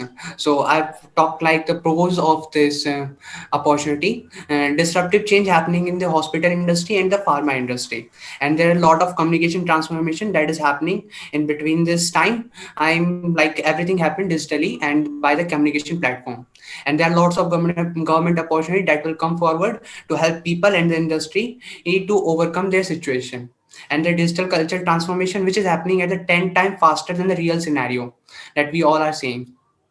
uh, so, so third question that we are seeing is not every SDG providing opportunity for the company. I will definitely agree with that, because if company going to take care of the SDG goals, then how they can earn profit from their industrial product and market. So like if we see the cities and metropolitan areas and rapid urbanization, both are company a plus point, but they are affecting the rural areas and the slums areas. So if I give the solution about that, and if I give it in my way, then companies should be helping the social entrepreneur in recycling issue, because that costs too much for the company. But if we give that work to the social entrepreneur, that will be the cost effective, as well as the whole process will be not that much hectic as comparison to the industries. So it also provide employment, because if work they give to the social entrepreneur, then they will provide employment to those people who need employment, not those people who finding employment. And so I think companies should consider collaboration opportunity with the peers, customers, and the social entrepreneur. That will definitely affect his product and their marketing image. So that's all from my side. Thank you all for hearing. Thank you so much, Ashutosh and team. I would request the jury members to ask the question. Yes, so can I Yeah. begin? Yes, ma'am. Okay. Hi, team. Okay मेरे पास आपकी team के लिए कुछ questions हैं, ठीक है। First of all जो एक कंसर्न मेरा रहा है आपकी प्रेजेंटेशन को लेके, दैट इज मुझे ऐसा लगा है वो बहुत ब्रॉड रही है, ठीक है। So if I like to niche it down, if I bring it out to one thing that is your product, I want to know that आपका जो कोर प्रोडक्ट है that is that you would be helping artisans and you would be creating a product जो कि आप कम price पे sell करेंगे। This is the main thing, Yeah, yeah, right? yeah. तो अब इस चीज से रिलेटेड मेरे कुछ क्वेश्चंस हैं एंड मैं चाहती हूँ वो आप मुझे आंसर करें, ठीक है। Okay. My question is first of all, what is going to be your strategy? आपकी वो क्या स्ट्रैटेजी होगी जिसकी मदद से आप इन आर्टिसंस को फिगर आउट करेंगे, आइडेंटिफाई करेंगे एंड इनको रीच आउट करेंगे? ये मेरा पहला क्वेश्चन है, ठीक है। मैं आपको बता देती हूँ, just wait for a minute, let me complete all the questions, फिर आप एक साथ बताना, okay. That is my first question. Second question is कि आप इस चीज को मार्केट कैसे करेंगे, बिकॉज अब बहुत ज्यादा एडवांस टाइम है, इंटरनेट पे भी डील्स मिलती हैं, एवरीथिंग इज देयर, तो आप इसको किस तरह से ऑनलाइन या ऑफलाइन मार्केट करेंगे? That is my second question. And third question is कि आपने मेंशन किया आपकी pricing is penetrative pricing. Now penetrative pricing is a term which means कि आप ज्यादा सेगमेंट को कोर में आप एंटर करना चाहते हैं, इसलिए आप अपनी प्राइसिंग को कम रखते हैं, ठीक है। Yeah, definitely. If you are going to keep your pricing low, that means if you are going to keep it economical, then how are you going to cover up your cost? ये मेरे 3 questions हैं, I want you to answer these. Thank you. So actually हमारा initial plan जो है वो initially set up a website and a app and for the platform, और by website we are going to start the campaign, and which we will be offering to the mainly the college student, and they will get the get the opportunity to do the field work. Okay, so definitely there are lots of DIY opportunity in the YouTube. Hope that's are very simple, but and they are not provided to the rural areas. So if we approach the college student to do this work, and then they will be gladly come forward to do this. So firstly start the campaign, then lots of college will become forward. If the 10 students come from one college, then they'll be covering from the one village from near her college. So definitely that affect like that areas, and it will cost effective for us, because that does not cost too much for our ideas. And the second thing that you will be asked, we are using the penetration pricing. And if we see the product maintenance cost, then it will be too low because it will be making from the totally waste material. As all we need is a sum of the gift wrappers and the sketches that we need it to design that. And so that will be very cost effective. All that we need is a marketing price and college students that giving their time for them and to pay. So that, I think that will be penetration pricing will be covering in that area. Thank you so much, Ashutosh. If there is any point that you wish to make, you can do so while emailing it to us. And you can mention Ma'am Lovely Arya's name as the jury who asked the question, and she will be marking you on the same. Now, thank you so much to the team. I request Mr. Ashish Kumar to give his final feedbacks. So I think overall it was amazing, but some of the presentations really would need some improvement in terms of what presentations they are making, and the broadness of scope they are presenting to the audience or to the judges. So they should be confined and they should be sticking to the data, what they collect, and they should not include more of uh, catchy words which may later on damage their like I would say marking schemes and other things. And also you should think the prospect of not just with a social aspect but also with the aspect of a mind of an entrepreneur who is trying to make profit in the struggling market. So if you just confine yourself to sustainable development and Enactus shell, then the real time doesn't work out. Because when you step out and look for free work, everyone would come out. But when you ask for some amount, things changes. And realistically, things work when we have something in hand. So you should think in that prospect and try working out. Thank you so much for having me. It was lovely being with you all, guys. We'll soon connect for some other occasion. Thank you so much. Thank you Signing so off. much, sir. Thank you, sir. Thank you I've so much, shared the sir, for judgment making sheet out to you time. guys. So thank you so much. I'll be logging off now. Okay, thank you so much, sir, for Thank you so being much. here. Thank you, other judges. Special thanks to Lovely. She has covered good questions from my end as well. So I did not like go for further questions. Thank you so much. Thank you so much, sir. Thank you Means a so lot. much, sir. Now I request Miss Lovely Arya to give her final feedbacks. Okay, so for me, everything was pretty much nice actually. I was actually pretty impressed by the kind of, I think the exponential growth that some students were trying to target out for this entire competition. Surely there was a couple of students or maybe a couple of initiatives that could have been rolled out much better. But I think overall it was a good experience even for me, and I hope rest of the jury members would accord me for that. And I hope that I haven't offended other jury members by speaking so much. But the important questions were important to be put out, and I think we all have done it as a team. And yeah, and I think I should thank Enactus for giving us all this opportunity and even trying to manage this all with such grace. So thank you all. Thank you so much, ma'am. It was our pleasure having you on board. Now I request Dr. Shubh Arora to give her final feedbacks. Okay, so very warm good afternoon to everyone. Hope you all are keeping safe.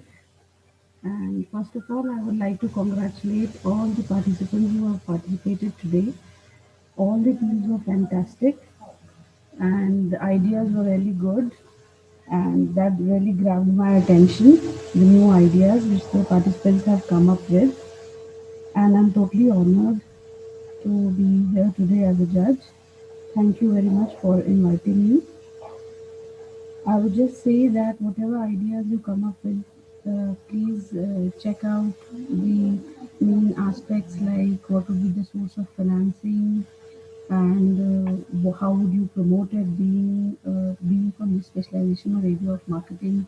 I would highlight here that you should cover all the aspects related to marketing, how you are going to promote, how, what all, who would be your target audience, right? And so that you get the maximum benefit out of what you have proposed or offering in the market. And overall, it was good. And a single afternoon was, I would say, a single afternoon was not really enough time to judge the all the different business plans put up here, right? Yeah, So I would congratulate everyone again who have participated and wish them all the best for their future endeavors. Thank you. thank you so much, ma'am. Thank you so much, ma'am. Thank you for taking out time from your schedule and being here with us. Now, I request Gaurav Malhotra to give his final remarks. Hi everyone, hi Vaishnavi. Thank you for having me over here, and it's been a pleasure contributing and being a part of this very well coordinated session and event. Kudos to the entire organizing team. And as far as the presenters are concerned, yes, many of them were really cool and they were really good, like as to they know what they were mentioning to and what they are referring to. However, yes, as very well said by Ashish, that some presenters were in need of revisiting their plan, because when we say that it's about selling a product, so when we are presenting our revenue, so that thing should be come up as our financials. Like for example, we should come up with costing pattern, and then we should proceed with. So for example, in this particular presentation, the cycle which was being presented, presenters initially mentioned that they were in a boom period in a very initial phase. However, as we know that over here artisans are involved, so we know that in this informal sector, like being going for an online thing, it won't capture that much boom period in the very initial phase. So this is something that Ashish correctly pointed out, that we should be practical about what we are mentioning, and we should also look this sustainability from a entrepreneurial mindset, because like if we want to go for a long horizon, then it's necessary that we should be having enough funds in our hand. So yeah, things are pretty much as it goes. But yeah, I really wish all the best for each and every presenter, and to you guys as well for coordinating it so well. Thank you for having me, Thank you and so thank much. you all jury members. Thank you so much, Gaurav. Thank you. It was lovely having you in here. And now I request Soumya to give his remarks. Thank you guys for having me. And mostly Gaurav has covered all my points I would have said now. So yeah, he said the practical aspect that is really important. And what I really felt, it's good that everyone is participating. It really reminded me of my early days when I dropped out of my college and I was into theoretical things. This is how going to market going to react to my product. I had my own hypothesis.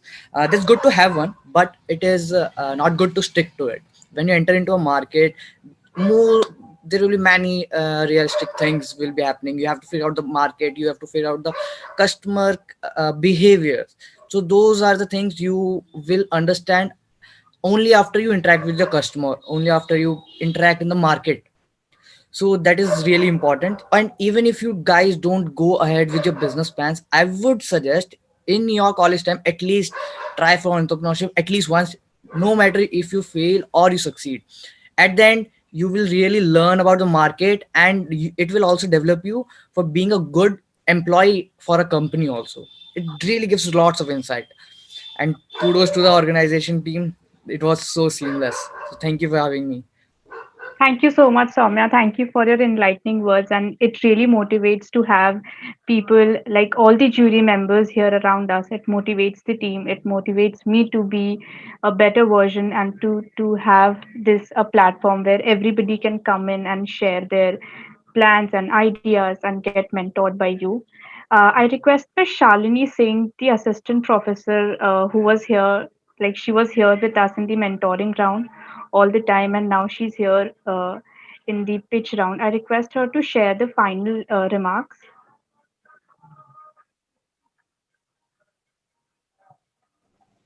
Thank you so much, Vaishnavi. The session was really very good.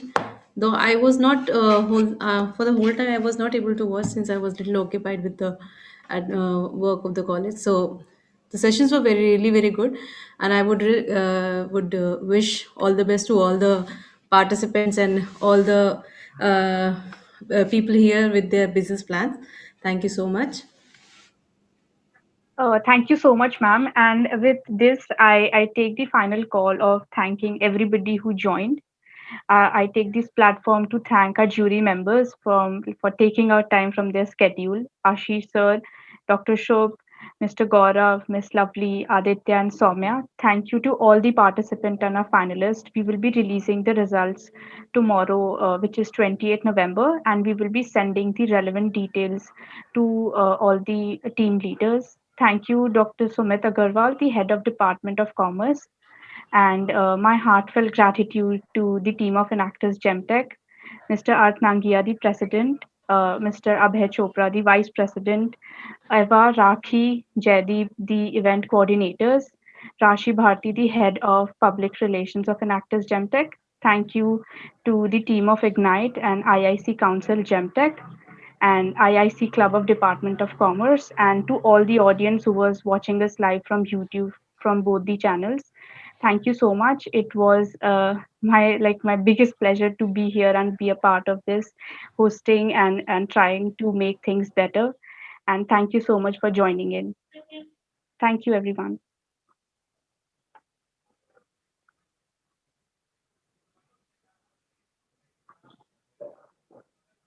I request the jury members and the other members, if you wish, you can end this meeting. I have taken pictures and will be sending you on the WhatsApp group.